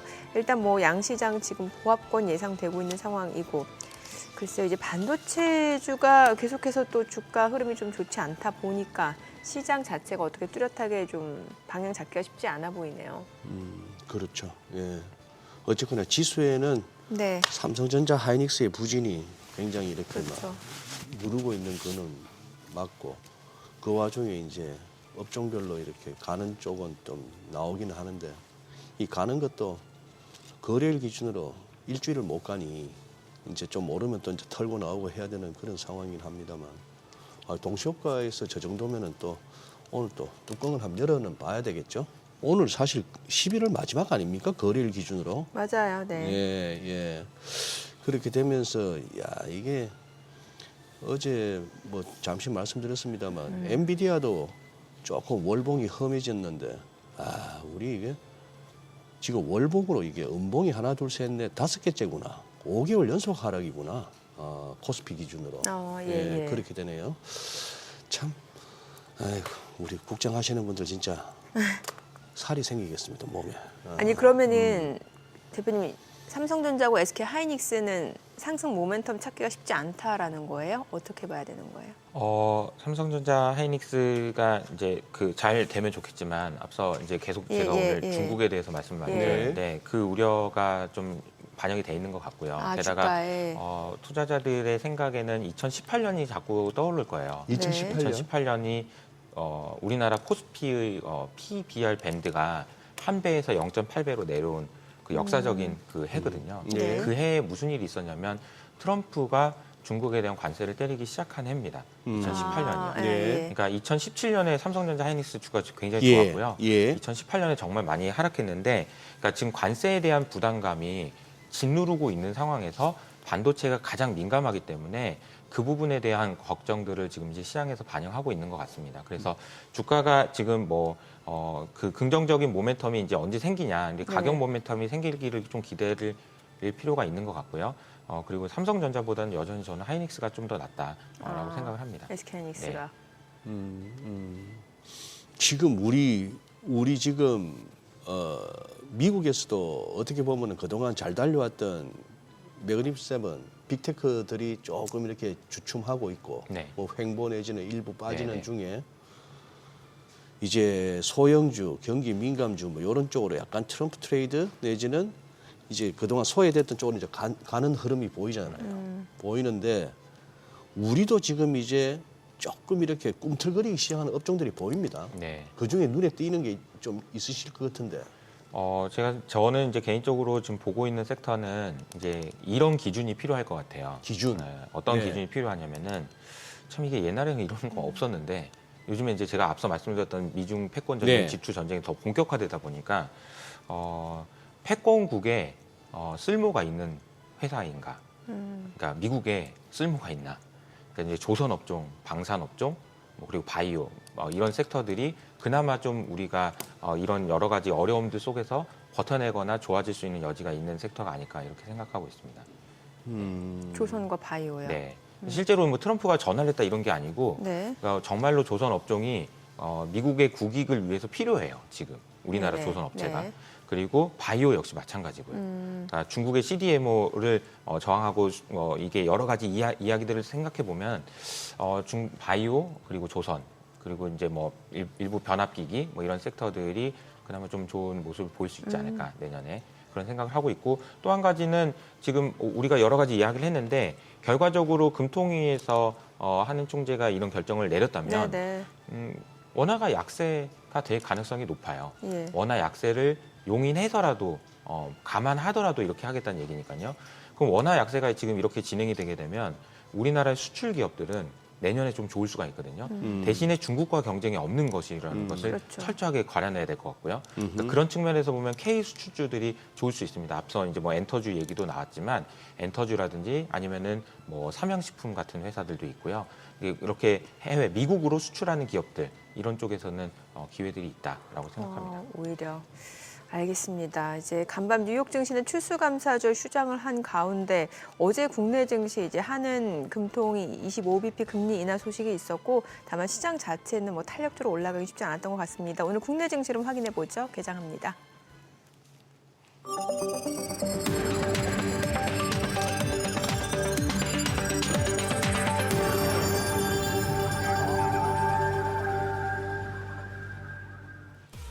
네, 11월 29일 금요일 11월 마지막 거래일이죠. 오늘 국내 증시 개장했습니다. 지금 전반적으로 뭐 국내 증시 같은 경우는 뭐 경기 상황도 그렇고 수급적인 측면도 그렇고 또 주도주도 부재한 상황에서 상승 동력을 찾지 못하고 있는 모습입니다. 전반적으로 특히나 삼성전자, SK하이닉스 주가가 부진한 모습이고 이 가운데 종목 간 섹터별 빠른 순환매가 나타나고 있는 양상이고요. 외국인은 여전히 수급적으로 매도 공세를 보이고 있는 현실인데 오늘 양시장 출발 상황 체크해 보겠습니다. 코스피가 0.3% 떨어집니다. 2,496포인트, 코스닥 약보합 출발이죠. 694포인트입니다. 시가총액 상위 종목 시초가 보겠습니다.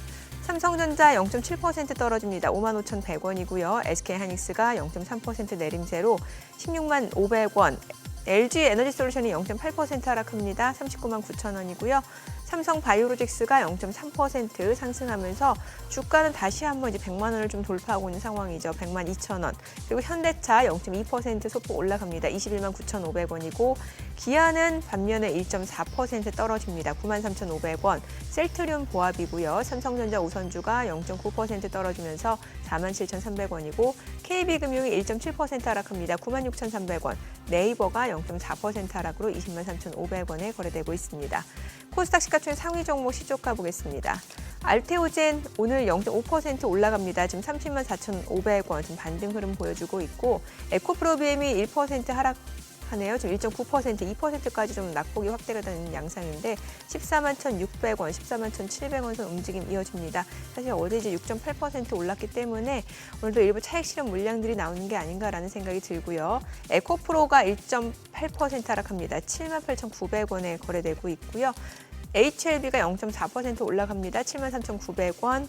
리가캠바이오도 0.9% 오름세로 10만 300원에 거래되고 있는 상황이고 휴젤이 지금 강보합권으로 26만 8,500원, 클래시스 0.4% 떨어집니다. 49,200원, 레인보우 로보틱스가 0.9% 하락으로 낙폭 빠르게 줄여내네요. 레인보우 로보틱스 0.2% 내림세로 15만 500원, 그리고 엔캠이 2% 약세입니다. 지금 13만 700원에 거래되고 있는 상황이고 지금 주가는 나흘 연속 하락 흐름 좀 이어지고 있는 모습이고 JYP 엔터테인먼트가 0.9% 올라갑니다. 7만 4,500원에 거래되고 있는 상황이고요. 엔터주들 내에서는 좀 희비가 많이 엇갈리고 있는 양상입니다. 뭐 사실 이제 하이브 같은 경우는 지금 뉴진스 전속 계약과 관련해서 좀 불확실성이 좀 확대가 되고 있는 상황이고 그에 따라서 주가가 좀 많은 영향을 받고 있는데 하이브가 지금 4% 넘게 좀 떨어지고 있어요. 19만 4천 원 선에서 움직임 이어지고 있는 상황입니다. 엔터주는 지금 희비가 엇갈리고 있고 지금 SM 그리고 YG 엔터테인먼트는 또 내림세고요. 이 가운데 JYP 엔터테인먼트 1% 올라가면서 시가총액 10위권 내로 좀 올라온 상황이죠. 오늘 시장에서 특징을 보여주고 있는 섹터 종목들 좀 체크를 해보도록 하겠습니다. 지금 코스피가 좀 낙폭이 좀 많이 확대가 되고 있는 상황이네요. 지금 0.8%까지 좀 떨어지고 있는 모습인데 오늘 히토류 관련주가 흐름 좋습니다. 아무래도 미중 간의 무역 분쟁이 좀 격화된다라고 하면은 이제 히토류와 관련해서 좀 관련 기업들 좀 수혜가 예상된다라는 기대감 때문에 좀 테마성으로 좀 움직이는 모습인데 지금 보시게 되면 이제 유니온과 유니온 머티리얼이 3%에서 2% 강세, 동국 RNS도 2.7% 올라가면서 2,800원, 그리고 대원화성, 노바텍도 3%, 4% 강세고요. 티플렉스가 10% 급등합니다. 3,415원이고요. 현대 BNG 스틸도 4% 이상 올라가면서 12,700원 선에서 거래되고 있습니다. 자, 오늘 히토류, 희귀금속 관련주들이 움직임 이어지고 있는 상황이고 마스크 관련주 아무래도 지금 기온이 갑자기 뚝 떨어졌죠. 그러다 보니까 이제 바이러스성 질환들이 좀 기승을 부리지 않을까라는 우려 속에서 이제 마스크 관련주들이 좀 시세를 내고 있습니다. 깨끗한 나라 우선주가 10% 급등했고요. 이 가운데 지금 웰크론이 14% 급등합니다. 2,390원 선에서 움직임 이어지고 있고 모나리자도 10% 급등합니다. 2,990원, 그리고 KM도 1.8% 상승세가 이어지고 있습니다. 오늘은 또 오랜만에 마스크 관련주들이 움직임 좀 이어지고 있습니다. 자, 그리고 오늘 또 방산주들이 지금 보니까 하나 에어로스페이스 그리고 스페코 지금 2% 상승이에요. 하나 에어로스페이스가 33만 3,500원, 스페코도 4,195원 선이고 한일단조, RF 시스템즈가 9%에서 5% 상승 보여주고 있습니다. 뭐 AI 양자암호 관련주들도 움직임 좋네요. 뭐 양자암호 쪽은 최근에 미국 증시에서 뭐 아이온큐를 비롯해서 양자 컴퓨팅 관련주들이 좀 급등을 했고 이제 뭐 차세대 뭐 주도주일 수도 있다는 얘기까지 나오고 있는 상황에서 오늘 국내 증시 쪽에서는 ICTK가 3% 강세 6,250원 선에서 움직임 이어지고 있고 엑스게이트가 지금 3% 상승 중이고요. KCS도 2% 이상 올라갑니다. 8,130원. 그리고 뭐 보시다시피 KT는 좀 2% 좀 하락 흐름 이어지고 있는 상황이네요. 지금 시각 9시 5분 지나갑니다. 수급 상황 체크해 보도록 하겠습니다. 오늘 유가증권 시장에서는 개인 투자자가 1,408억 원 순매수고 외국인과 기관은 각각 882억 원, 536억 원 매도 우위. 코스닥에서는 개인 투자자 300억 원 매수 우위, 외국인과 기관은 각각 217억 원, 63억 원 매도 우위를 나타내고 있습니다. 환율 체크하겠습니다. 달러원 환율입니다. 오늘 저희 정규장 마감 대비로는 달러원 환율 1월 20전 하락한 1,394원 40전에 개장이 됐습니다.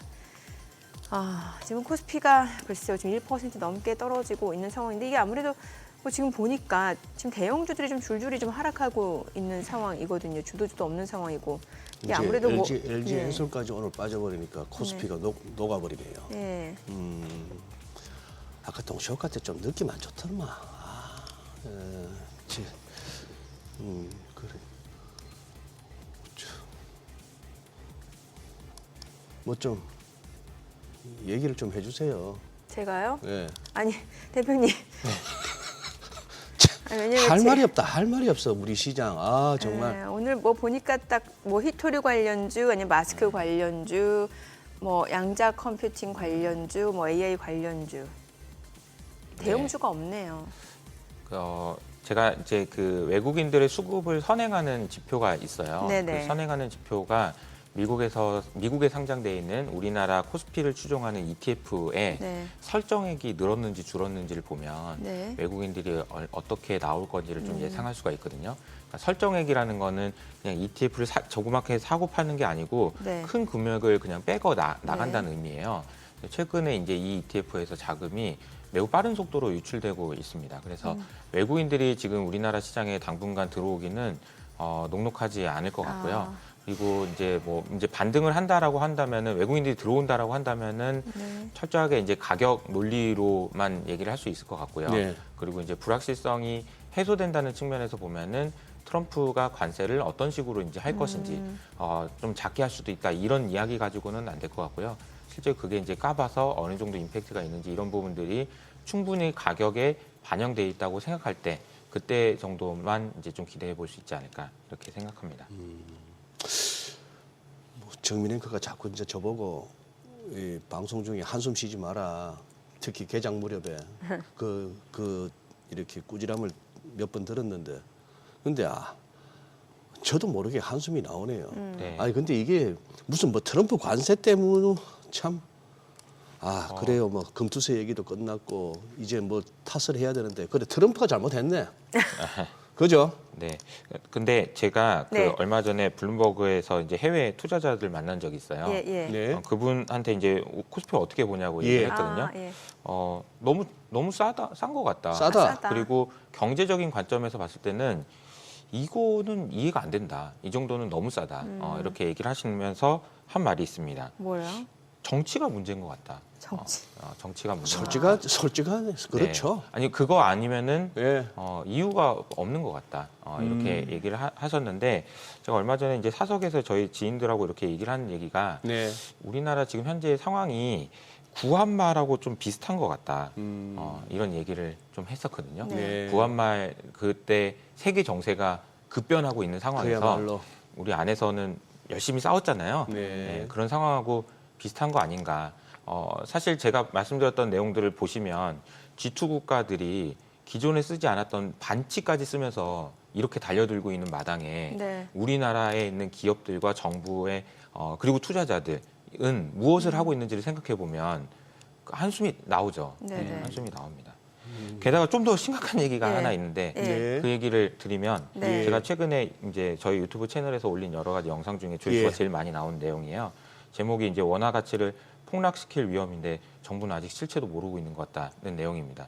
지금 오늘 말씀드렸던 내용과 완전히 관계없는 이야기인데 이게 저는 더 중요하고 시급한 문제라고 생각해서 간단하게만 소개해드리면 비트코인 이야기인데요. 네. 비트코인, 스테이블 코인 이야기입니다. 예. 네. 그 트럼프 정부가 들어서서 완전히 바뀔 거예요. 이거는 정확하게 아셔야 돼요. 완전히 바뀔 겁니다.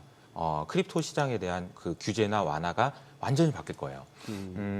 상무부 장관으로 들어가신 러트닉이라는 분을 알아야 돼요. 네네. 그분은 트럼프의 크립토 선생님이에요. 아하. 네, 상무부 장관입니다. 네. 트럼프가 뭐 사실은 이런 게 재무부 아니에요. 장관으로도 네. 유력하다가 그리고 네. 또 한 가지는 이 내용이 미국의 달러 패권을 연장하는데 엄청나게 큰 도움이 된다라는 판단 끝에 지금 뭐 변화가 시작되고 있다는 네. 것을 아셔야 돼요. 네. 미국의 지금 달러 패권은 위협받고 있는 것이 사실입니다. 실제로 러시아와 우크라이나 전쟁이 터진 이후로 미국의 달러를 외환 보유액으로 가져가겠다라는 나라가 줄어들었고 네. 중국과 러시아를 중심으로 해서 금을 많이 사재기를 했잖아요. 그래서 금 가격이 오르는데 그런 배경이 있는 거예요. 달러의 패권이 위협받고 있다. 그런데 만약에 스테이블 코인이라는 것을 활성화시키면요. 이것은 제 생각에는 달러의 패권을 30년은 연장시켜주는 거라고 생각해요. 근데 스테이블 코인과 관련돼서 여러분들이 기사를 찾아보시면 예. 놀라운 기사가 하나 있는데요. 우리나라에서 스테이블 코인으로 거래하는 거래 대금이 네. 전체 무역량의 10%를 차지했다라는 기사가 나와요. 거기까지 올라왔어요? 네. 그래서 이게 말이 되나? 이게 말이 안 되는데라고 생각해서 이제 좀 제가 알아보니까 예. 동대문 시장 같은 곳에서 네네. 예. 중국인들하고 거래를 할 때 스테이블 코인을 이용해서 거래를 한다고 하더라고요. 훨씬 더 편하거든요. 근데 이 스테이블 코인으로 거래할 때는 달러 기반 스테이블 코인입니다. 이게 더 커지잖아요. 예. 그럼 원화의 사용 가치가 현저하게 떨어지게 돼요. 그러니까 이게 규제를 하든지 뭘 하든지 막아야 되는데 네. 문제는 뭐냐면 트럼프 정부에서는 이 스테이블 코인과 관련된 규제를 풀어줄 가능성이 매우 높다. 매우 높다라고 보시는 게 맞고 이렇게 풀어줬을 때 그럼 미국한테 무슨 도움이 되냐라고 예. 생각을 하시면은 이렇게 보시는 게 맞습니다. 첫 번째로는 연준에서도 이미 스터디가 끝났다. 이 스테이블 코인에 대해서. 스테이블 코인에 대한 연준의 논문만 해도 5개, 6개가 돼요. 네. 그 내용에 보면 이런 표현이 나와 있습니다. 이거는 혁신이다. 향후 결제 시스템에 앞으로의 결제 시스템의 혁신이다. 혁신. 이거 해야 된다. 이런 얘기가 나오고요. 두 번째로는 이게 이런 거를 스테이블 코인을 발행을 하게 되면 예. 스테이블 코인 발행한다는 얘기는 어떤 얘기냐면요. 달러를 받는다는 얘기고 그 달러를 운용하게 된다는 얘기거든요. 네. 근데 그걸 가지고 미국 달러 채권을 사라고 얘기를 하고 있어요. 그러니까 미국 국채에 대한 수요가 됩니다. 그리고 세 번째로는 지금 이 리얼 월드에서는 달러만 쓰고 위안화 쓸래, 나 엔화 쓸래, 이런 애들 있잖아요. 이 크립토 시장에는 아무도 없어요. 달러판입니다. 100% 달러예요. 그러니까 이 시장이 커지는 게 달러 패권을 유지하는데 도움이 된다. 그래서 스테이블 코인과 관련된 규제를 미국에서는 풀어줄 것 같은데 만약에 이거 풀어줘가지고 우리나라까지 넘어오게 되면 이미 10%나 되는데 이거 더 늘어나면 큰일 난다. 그래서 이 내용에 대해서 당국에서도 그렇고 이 부분에 대한 스터디도 하고 대응도 하실 필요가 있다. 이런 말씀을 좀 드리고 싶습니다. 그래요. 저도 막 이동 중에 보느라고 100% 이해는 못했는데 지금 말씀하신 그 내용 그거 보니까 이제 뭐 기존에 우리가 알고 있던 신용장을 개설해서 뭐 무역하고 수입하고 이런 차원이 아니라 네. 너무 비용 측면에서나 효율성 측면에서 그게 또 그야말로 또 하나의 혁신이더만요. 네.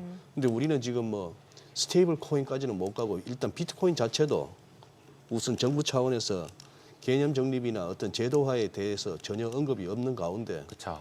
일단 돈 되냐? 그럼 세금 내라 이거부터 나오고 있잖아요 지금. 네. 우리나라에서는 보내드리기 전에 이거 한번 여쭤볼게요. NFT도 잘 모르겠고 요즘 또 갑자기 양자역학인데 우리 또 우리 이 대표가 이과죠. 네. 진짜 쓸모없는 저 같은 문과충들은 참 요새 보니까 참 쓸모가 없는데 저 같은 그런데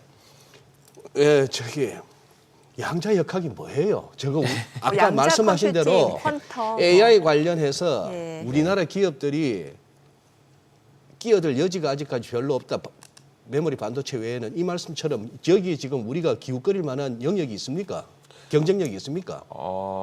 양자 역학을 이야기하려면 시간이 없고, 네, 시간이 없고요.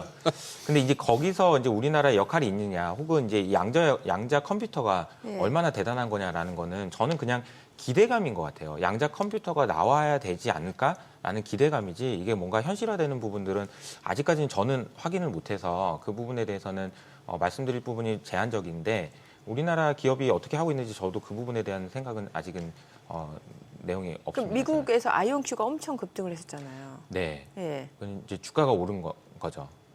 그게 네. 양자 네. 컴퓨팅 관련. 네, 그 기대감이. 기대감? 네, 일단 있는 그러면 것 같습니다. 기대감에 근거한 테마 네, 주 성격이다 이렇게 네. 보면 되겠네요. 저는 아직까지 그렇게 생각하고 있습니다. 네, 알겠습니다. 오늘 내용 잘 들었습니다. 고맙습니다. 감사합니다.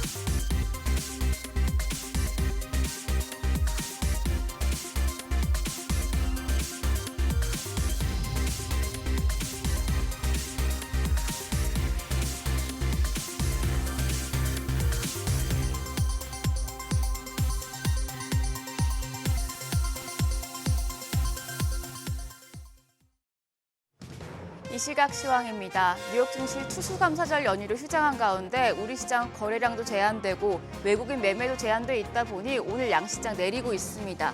특히 코스피가 1.19% 하락하면서 2,500선을 하회하고 있습니다. 현재 2,474선 지나가고 있고요. 코스닥도 0.89% 내림세 보여주고 있습니다. 688선 가리키고 있습니다. 그럼 수급 상황 체크하시죠. 오늘 유가증권 시장 외국인과 기관 동반 매도 우위 기록 중입니다. 외국인이 1,733억 원, 장 초반부터 강하게 팔아치우고 있고요. 기관 역시도 741억 원 매도 우위 기록 중입니다. 반면에 개인만 2,505억 원 순매수하고 있습니다. 코스닥 매매 동향도 대동소이합니다. 외국인이 387억 원의 매도 우위, 기관 역시도 164억 원 순매도 기록 중입니다. 오늘 개인만 홀로 588억 원 사들이고 있습니다. 등락률 상하이 업종 보겠습니다. 오늘은 가정용품과 우주항공, 국방, 비철금속 업종이 상승률 상위권에 위치해 있습니다. 반면에 방송, 엔터, 철강, 전기제품 업종은 하락폭이 큰 것으로 집계됩니다. 그럼 지금 시장을 주도하는 관련 테마 종목별 시세 체크하겠습니다. 히토류 관련주가 어제 시간의 거래에 이어서 상승합니다. 다음 주 중국의 반도체 관련 추가 수출 규제를 발표할 것이란 소식에 미중 무역 전쟁이 히토류까지 확장될 것이고 국내 기업이 수혜를 받을 수 있다는 전망 때문인데요. 관련주 내에서는 삼화전자가 오늘 24% 넘게 급등합니다. 거래가 3,700원 선이고요. 티플렉스가 8% 넘는 오름세로 3,340원에 거래되고 있습니다. 유니온과 현대 BNG 스틸이 3%대 강세 보여주고 있고요. 노바텍이 0.82% 오름세 기록 중입니다. 오늘 마스크 관련주가 강합니다. 요즘 어린이들 사이에 백일해와 마이코플라스마 폐렴 등 호흡기 감염병이 빠르게 번지고 있습니다. 이런 가운데 코로나19 재유행까지 예상되면서 정부가 호흡기 감염병 대책반을 구성해 대응책을 마련하고 있다는 소식에 영향을 받고 있는데요. 관련주 내에서는 깨끗한 나라가 21% 급등합니다. 2,350원에 거래되고 있고요. 웰크론도 10% 가까운 상승세 시현 중입니다. 거래가는 2,315원입니다. 모나리자입니다. 14% 시세 분출하면서 현재 거래가 3,090원 선이고요. 아가방 컴퍼니가 1.79% 상승합니다. 반면에 KM 현재 1% 하락 전환된 상태입니다. 다음으로 항공주 보겠습니다. 항공주는 개장 초의 흐름과 달리 지금 하락 전환된 상태인데요. 유럽연합 경쟁당국이 대한항공과 아시아나항공의 기업 결합 심사를 동결하면서 대한항공이 아시아나항공 인수를 위한 마지막 관문을 넘었습니다. 그런데 최근에 주가가 많이 올랐던 만큼 해당 뉴스에 새로운 매물이 나오고 있습니다. 항공주 내에서는 대한항공 오늘 5% 가까이 떨어집니다. 24,300원에 거래되고 있고요. 진에어가 0.43% 약세, 에어부산이 2.62% 하락하며 거래가 2,415원입니다. 한진칼도 3.3% 약세 기록 중입니다. 77,800원에 거래되고 있고요. 더불어서 아시아나항공도 1.5% 내리면서 1,820원으로 거래가 집계되고 있습니다. 마지막은 HBM 관련주입니다. 앞서서 미국의 대중국 반도체 관련 추가 제재 수준이 완화될 것이란 보도가 나왔었는데 고대역폭 메모리, HBM 등은 포함될 것으로 전망이 되면서 관련주가 여전히 부담을 받고 있는 것으로 풀이가 되고 있습니다. 오늘 삼성전자와 SK하이닉스 동반 하락합니다. 삼성전자가 지금 2% 가까이 내리면서 거래가 54,400원이고요. SK하이닉스도 1% 넘는 내림세 기록 중입니다. 16만 원 선 이탈하면서 15만 9,400원에 거래되고 있습니다. 그 밖에 미래반도체가 2.46% 하락하면서 11,900원, DIT가 3.6% 하락합니다. 9,950원에 거래되고 있습니다. 그리고 오로스테크놀로지도 2%가량 약세 보여줍니다. 14,100원에 거래가 집계되고 있습니다. 오늘 시장 전반적으로 약한 분위기인데요. 오늘 장에서 눈여겨볼 업종 어떤 게 있을지 그리고 시장 대응 전략까지 알아보겠습니다. 오늘은 트러스트 투자자문 김대준 자문역 전화 연결돼 있습니다. 안녕하세요. 예, 안녕하십니까. 네, 한국은행이 어제 깜짝 금리 인하를 단행하면서 금리 인하 수혜주인 바이오주가 가장 크게 주목받았었는데요. 업황 전망 어떻게 보시나요? 예, 최근 트럼프의 정책 불확실성으로 국내 제약 바이오 주식들이 급락세를 보였으나 이제 반등의 기회를 모색할 가능성이 커지고 있습니다. 바이오 주식은 금리에 민감하게 반응합니다. 금리가 상승하면 밸류에이션 할인율이 높아져서 성장주인 바이오 주식의 가치가 하락하는 경향이 있습니다. 최근 미국 10년물 국채금리가 급등하면서 바이오 주식에 부정적인 영향을 미쳤으나 현재 금리가 안정세를 보이며 하향 조정되고 있습니다. 금리에 대한 우려가 완화됨에 따라 바이오 주식의 반등이 예상됩니다. 또한 한국은행이 예상을 깨고 기준금리를 인하한 것도 바이오 주식에 긍정적인 영향을 미칠 것으로 보입니다. 바이오 기업들은 주요 학회나 컨퍼런스에서 임상 결과 발표를 통해 기술 수출 계약으로도 이어지는 경우가 종종 있기에 이러한 일정들이 주가에 중요한 모멘텀이 됩니다.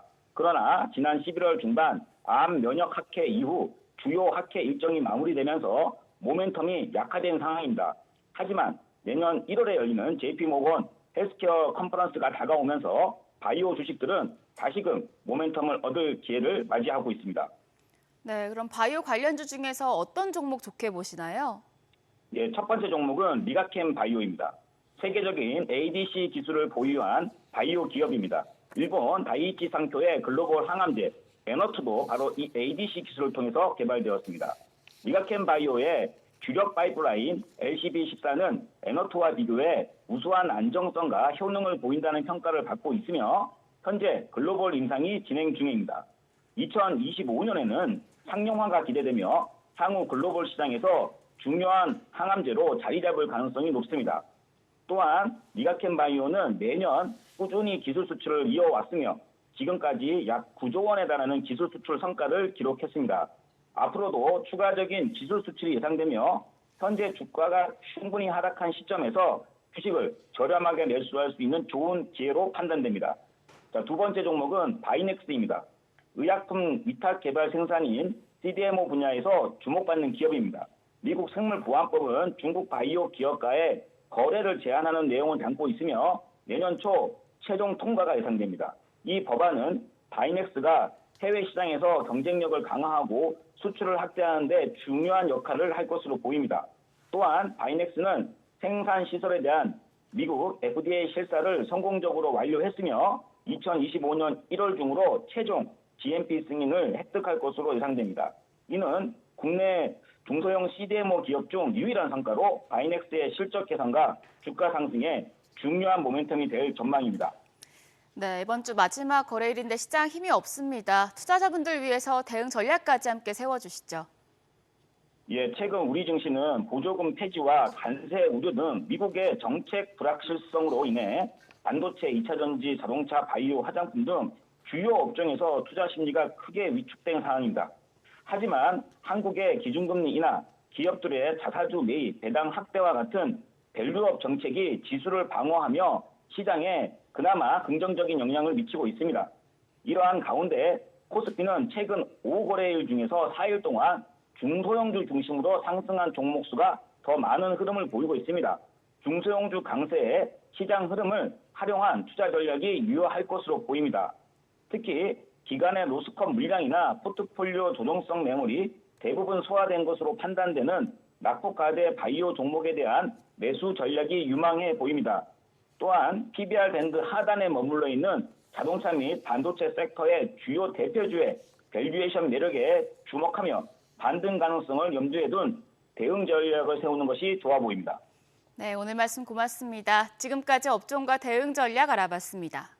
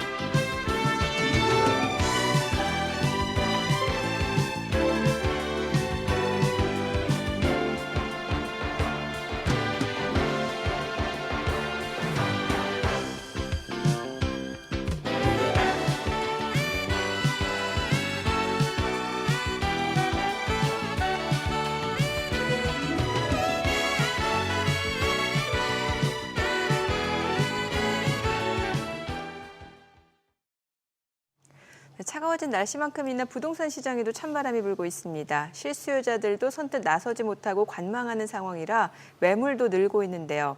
올 한 해 서울을 중심으로 가파른 상승 곡선을 그리더니 몇 달 새 가격이 뚝 떨어진 지역도 있어서 당황스러운 분들도 계실 것 같습니다. 네, 최근 집값 분위기와 함께 눈길을 끄는 지역의 임장 소식까지 살펴보겠습니다. 설춘한 세종사이버대 부동산학과 교수 자리했습니다. 어서 오세요. 어서 오세요, 설 교수님. 네, 안녕하세요. 오랜만입니다. 네. 예. 야, 이게 벌써 또 이 얘기를 해야 됩니까? 부동산 시장의 찬바람 뭐 이런 얘기. 아니, 집값이 떨어진다. 서울. 그중에서도 이제 고가 아파트 몰린 쪽에 이쪽도 결국 대출 규제. 그럼 금리 인하도 소용 없습니까, 이거? 어떻게 되는 겁니까, 이거? 네, 일단 선생님 말씀하신 것처럼 어제 우리 금통위가 네, 네. 기준금리를 0.25% 낮췄습니다만 낮췄습니다. 시장에는 아직까지 영향을 미치기에는 약간 역부족이다 이런 생각이 듭니다. 네. 사실은 제가 이제 이 방송을 작년도 2월 달에 첫 출연했는데 그러시죠. 지금 그때 시장의 분위기하고 지금의 시장의 분위기가 약간 비슷합니다. 아, 그래요? 네, 일단 가격이 급등했다가 급락하는 양상 네, 그런 시장이라고 보면 될 것 같고요.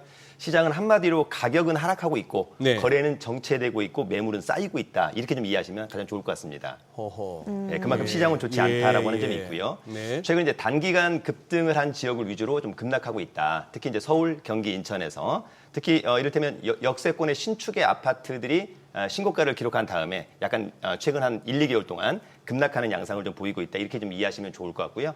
그 이유는 개인적으로는 가격 상승에 대한 어떤 피로감이 좀 있고요. 단기간에. 네. 두 번째는 정부의 대출 규제가 또 상당히 예. 좀 직격탄을 날렸다라고 보는 측면이 강할 것 같고요. 또 마지막으로는 취득세 중과 등으로 인해서 이를테면 이제 과거에는 법인이 또 주택을 매입하는 경우도 있었고 또 1주택자가 2주택 또는 3주택을 매입하는 경우도 상당히 있었습니다만 최근에 어떤 그 취득세 중과로 인해서 일단 뭐 법인들은 무조건 취득세가 12%거든요. 네. 이건 뭐 엄청난 그러네요. 금액이다라고 하는 점이 있고요. 네. 또 하나 이제 이 취득세 중과와 관련돼서 사람들이 많이 좀 무시하는 경향이 있는데 얼마 전에 이제 제 지인분이 네. 이를테면 서울 강남에 이제 집이 있는 분이에요. 예. 근데 이분이 이제 경매로 예. 서울 강서구의 아파트를 하루에 2건을 입찰합니다. 어허. 근데 이제 본인이 생각하기에는 입찰 가격이 감정가 대비 한 72, 3%밖에 되지 않기 때문에 이번에도 나는 둘 다 유찰될 거야라고는 생각을 갖고 가볍게 넣어본 거예요. 근데 둘 다 낙찰이 돼버린 겁니다. 일단 이것이 시장이 굉장히 어렵다라고 하는 것을 하나 반증했고요. 두 번째 문제는 뭐냐면 우리 이제 서울 같은 경우가 전국의 조정 대상 지역이 딱 4군데가 있습니다. 네. 강남, 서초, 이를테면 송파, 용산입니다. 네. 근데 이분이 이제 강남에 집이 하나 있었고요. 근데 강서구는 이를테면 조정 대상 지역이 아니기 때문에 네. 예. 하나만 낙찰받았다라고 한다면 취득세가 그냥 1에서 3%거든요. 근데 2개를 받기 때문에 두 번째, 세 번째 주택은 취득세가 8%입니다. 어허. 네, 그래서 의외로 주택을 하나 낙찰을 포기해야 되는 그런 상황이 좀 봉착해 있다라고 하는 점. 다만 이제 취득세 중과 완화와 대해서는 지금 이제 국회에 개정안이 올라가 있기 때문에 올해 이걸 좀 한번 지켜봐야만 할 것이라고 생각이 듭니다. 뭐 낙찰 포기하는 데는 무슨 특별한 페널티는 없습니까? 아닙니다. 낙찰을 포기하면 네. 입찰 보증금을 포기하는 입찰 보증금 네. 맞아. 그러면 거의 한 그, 3천만 원, 4천만 원 정도에 날리는 거죠. 네, 맞습니다. 그렇구나. 네. 예. 이번 달에 서울 매매 가격 전망 지수가 지금 7개월 만에 하락 전망으로 전환이 됐다고 하는데 사실 뭐 대장 아파트로 불리는 선도 아파트 가격 오름세도 둔화되고 있는 양상이고 서울이 이 정도면 사실 지방은 상황이 더 심각할 것 같은데요. 네, 맞습니다. 지방은 상당히 어렵다. 예. 네, 그렇게 좀 이해를 하시면 좋을 것 같고요. 아무래도 부동산 매매 수요가 가장 강한 곳이 서울, 경기, 인천, 수도권이 가장 강합니다. 그러나 이제 작년 말부터 올해 9월까지 앞서 얘기한 것처럼 특히 이제 수도권의 역세권의 신축 아파트들이 신고가를 기록한 지역이 상당히 많았었습니다. 다만 이제 그때도 여전히 지방의 시장은 좋지 않았습니다. 뭐 대표적으로 우리가 세종이라든지 뭐 대구, 광주, 강원, 제주 등 따라서 오히려 최근에 어떤 아파트 가격의 급락의 체감은 오히려 지방보다는 서울, 경기, 인천 가격이 급등했던 지역들이 더 크지 않을까라고 하는 생각이 들고 다만 이제 아쉬운 것은 지방은 침체에 침체를 더하고 있어서 좀 아쉽다 그런 생각이 듭니다. 그래요. 네. 아니 근데 이게 벌써 수도권에서 마피 단지가 등장하고 있다. 마피. 그래도 금년에 분양 쪽은 좀 화랑이었던 거 아닙니까? 네, 맞습니다. 일단 기본적으로 이제 이렇게 마피가 나온다라고 하는 것은 네. 시장이 그만큼 좋지 않다라고 하는 점을 반증하고 있고요. 또 하나는 이제 그 지역에 과연 이 새 아파트를 이를테면 분양을 받았을 때 차후의 기대감이 또 그렇게 크지 않다라고 하는 것을 반증하고 있다라고 이해하시면 좋을 것 같습니다.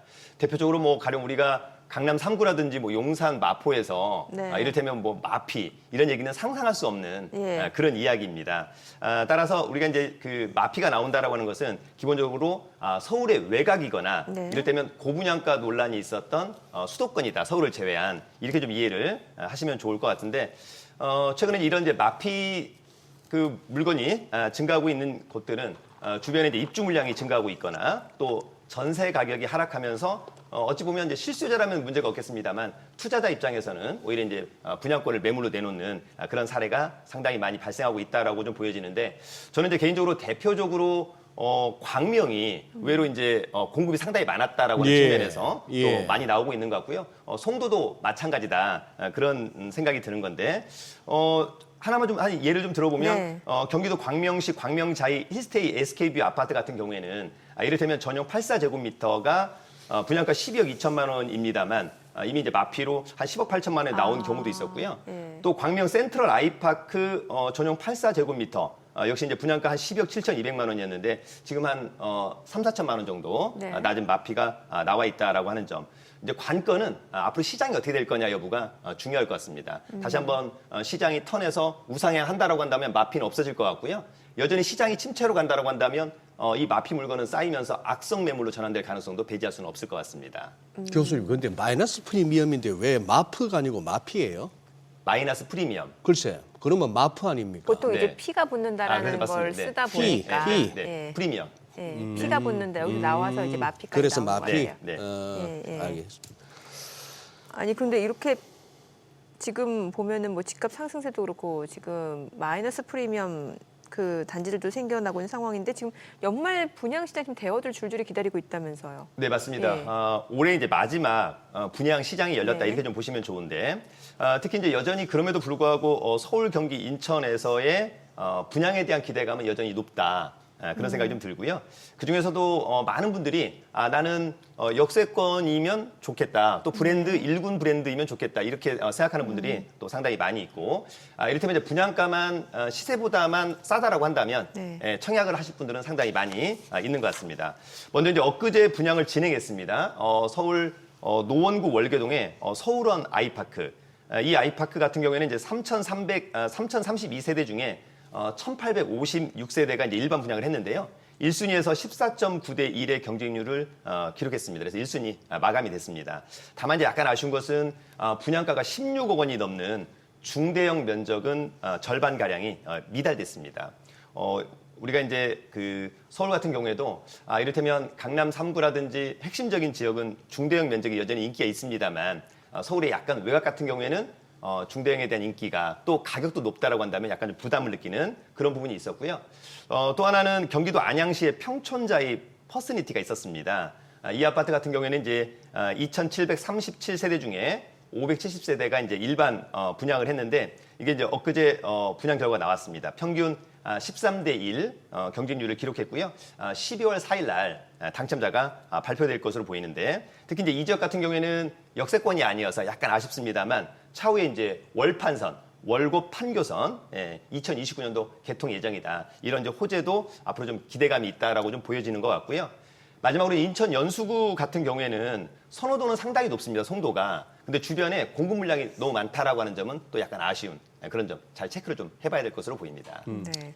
월판선이 어디? 월곶? 월곶에서 판교. 네. 오, 그거는 굉장히 편해지겠는데 그거. 맞습니다. 다만 이제 이게 2029년도 개통이 된다라고 합니다만 또 이제 그것이 실제로 개통되기까지는 또 시간이 좀 많이 소요될 수 있다라고 하는 점도 고려해야 될 것으로 보입니다. 그러네요. 예. 교수님, 이 부분은 어떻습니까? 이거 이 분당 일산 이쪽 해서 이제 평촌 중동 3번 이게 이제 일기 신도시네요. 네. 예, 이제 선도지구 선정 결과가 나왔다면서요. 네, 맞습니다. 예. 저는 이제 그 기본적으로 제가 이제 예전에 이제 임장을 또 이쪽 지역에 많이 갔었었는데 네. 일단 일기 신도시가 기본적으로 높은 용적률을 현재 기록하고 있습니다. 네. 그렇다라고 한다면 사실은 재건축에 대한 기대감이 별로 없었다. 예. 그래서 뭐 저희가 지난번에도 갔었을 때 뭐 분당이라든지 일산 같은 경우에도 재건축보다는 리모델링 사업에 좀 주력을 네. 하는 네. 그런 분위기였었습니다. 다만 이제 이번 그 윤석열 정부에서 일기 신도시 재건축 상당히 좀 중요한 공약으로 내걸었었고요. 이 사업 선도지구를 통해서 사업 기간을 최소화하고 두 번째는 이제 용적률을 좀 상향해 주겠다. 네. 이런 부분들이 있는 거거든요. 그래서 앞서 얘기한 것처럼 분당의 세 곳, 그다음에 일산의 세 곳, 그다음에 평촌의 세 곳, 중동 두 곳, 삼본 두 곳. 입지적으로 본다면 상당히 좋은 곳들입니다. 상당히 좋은데 과연 이제 이것이 어떻게 좀 진행될 것인가라고 하는 점이 있었고 다만 이제 국토부 선도지구에 지정이 되었기 때문에 이를테면 학교 설립 지원의 문제 이런 것들을 좀 해소하겠다. 또 분담금 산출 지원을 좀 해주겠다라고 하는 여러 가지 것들이 있습니다만 사실 이 사업이 성공하기 위해서는 가장 중요한 것은 관건은 수익성입니다. 그만큼 수익성은 좀 좋고 이를테면 분담금을 최소화하면서 글쎄. 시세 차익을 예. 날 수 있느냐 예. 이것이 관건으로 보여지는데 예. 이제 그것은 사실 좀 예측하기는 약간 좀 어려운 또 그런 부분이 있습니다. 요즘은 좀 그 재건축이 됐건 이거 해서 돈 좀 번다는 건 좀 이제 좀 지난 거 아닙니까? 일단 기본적으로 네. 사실은 뭐 시세는 나쁘지 않은데 네. 이게 사실은 이제 그 재건축 원자재 가격, 공사 비용이 너무 예, 많이 급등했다라고 하는 예. 측면에서 예. 그러니까 이것이 한 4, 5년 전만이라 하더라도 공사비가 훨씬 더 줄었을 거거든요. 네. 그렇다면 오히려 미래 가치가 상당히 좋았을 텐데 지금은 이 사업비 자체가 너무 높기 때문에 분담금을 많이 낸다. 그렇다면 시세 차익이 별로 없다? 그렇다면 굳이 내가 재건축을 해서 네. 라고 하는 어떤 물음표를 그 갖게 되는 부분이 주민들 있는 것 동의 같습니다. 얻는 데 있어서 제일 걸림돌이 저거더라고요. 맞습니다. 예. 네, 현재 이제 이 예. 사업 선도지구 신청할 때에는 네. 동의율도 상당히 높았던 것 같습니다. 네, 뭐 네. 한 90%가 넘는 경우가 예. 많았으니까. 예. 다만 이제 나중에 이것이 과연 분담금이 얼마고 어떤 수익이 나느냐에 따라서 또다시 약간 좀 조정이 될 가능성이 있다고 봅니다. 네. 그러니까. 오늘 임장 얘기 좀 여쭤볼게요. 오랜만에 나오셨으니까 이제 경매에 참여하고 싶지만 또 어떻게 해야 할지 모르는 분들도 상당히 계시고 또 경매 기본은 임장이라고 하잖아요. 그러니까 네. 실제로 그 현장에 나가서 직접 매물을 살펴보는 거잖아요. 네. 임장 전에 뭐부터 준비를 해야 될까요? 네, 일단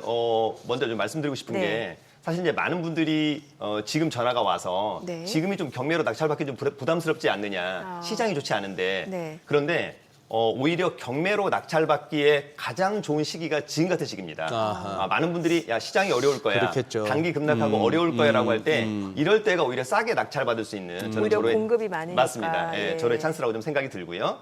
자, 먼저 이제 우리가 임장 같은 경우를 많이 가게 되는데 사실 임장을 가기 전에 그냥 막연히 가시는 분이 있는데 네. 전 그러기보다는 이를테면 제가 만약에 인천을 간다 또는 뭐 용인을 간다, 뭐 수원을 간다, 김포를 간다라고 한다면 그 지역 그 지자체에서 나온 이를테면 2040 도시기본계획이 있습니다. 네. 김포 도시기본계획, 용인 도시기본계획 그러니까 이런 걸 보면은 그 지자체가 앞으로 그 지역을 어떻게 개발할 거다, 그 지역의 개발 호재 이런 것들이 나와 있거든요. 그래서 먼저 그 각 지자체별 도시기본계획을 한번 읽고 가면 좋을 것 같다.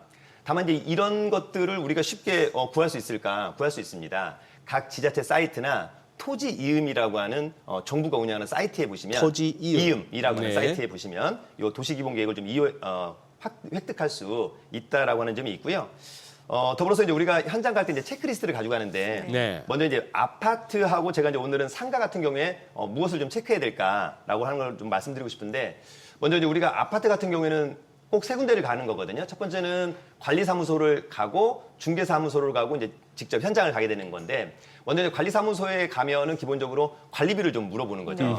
중요한 건 이제 그 중에서도 체납 관리비. 네. 체납 관리비가 통상 우리가 이제 경매 나온 아파트 가보면 네. 거의 다 내 거는 한 100만 원 미만입니다. 예. 그러면 큰 고려의 대상이 되지 않는데 네. 제가 이제 얼마 전에 다녀온 아파트는 체납 관리비가 한 800만 원 정도. 와. 그러면 또 결코 낮은 금액은 아니기 때문에 다만 이제 체납 관리비 중에 원래 낙찰자는 3년치 공용 부분만 인수하는 것이거든요. 다 인수하는 것은 아니어서. 그래서 그거는 이제 관리사무소하고 협의를 좀 해보시면 좋을 것 같고.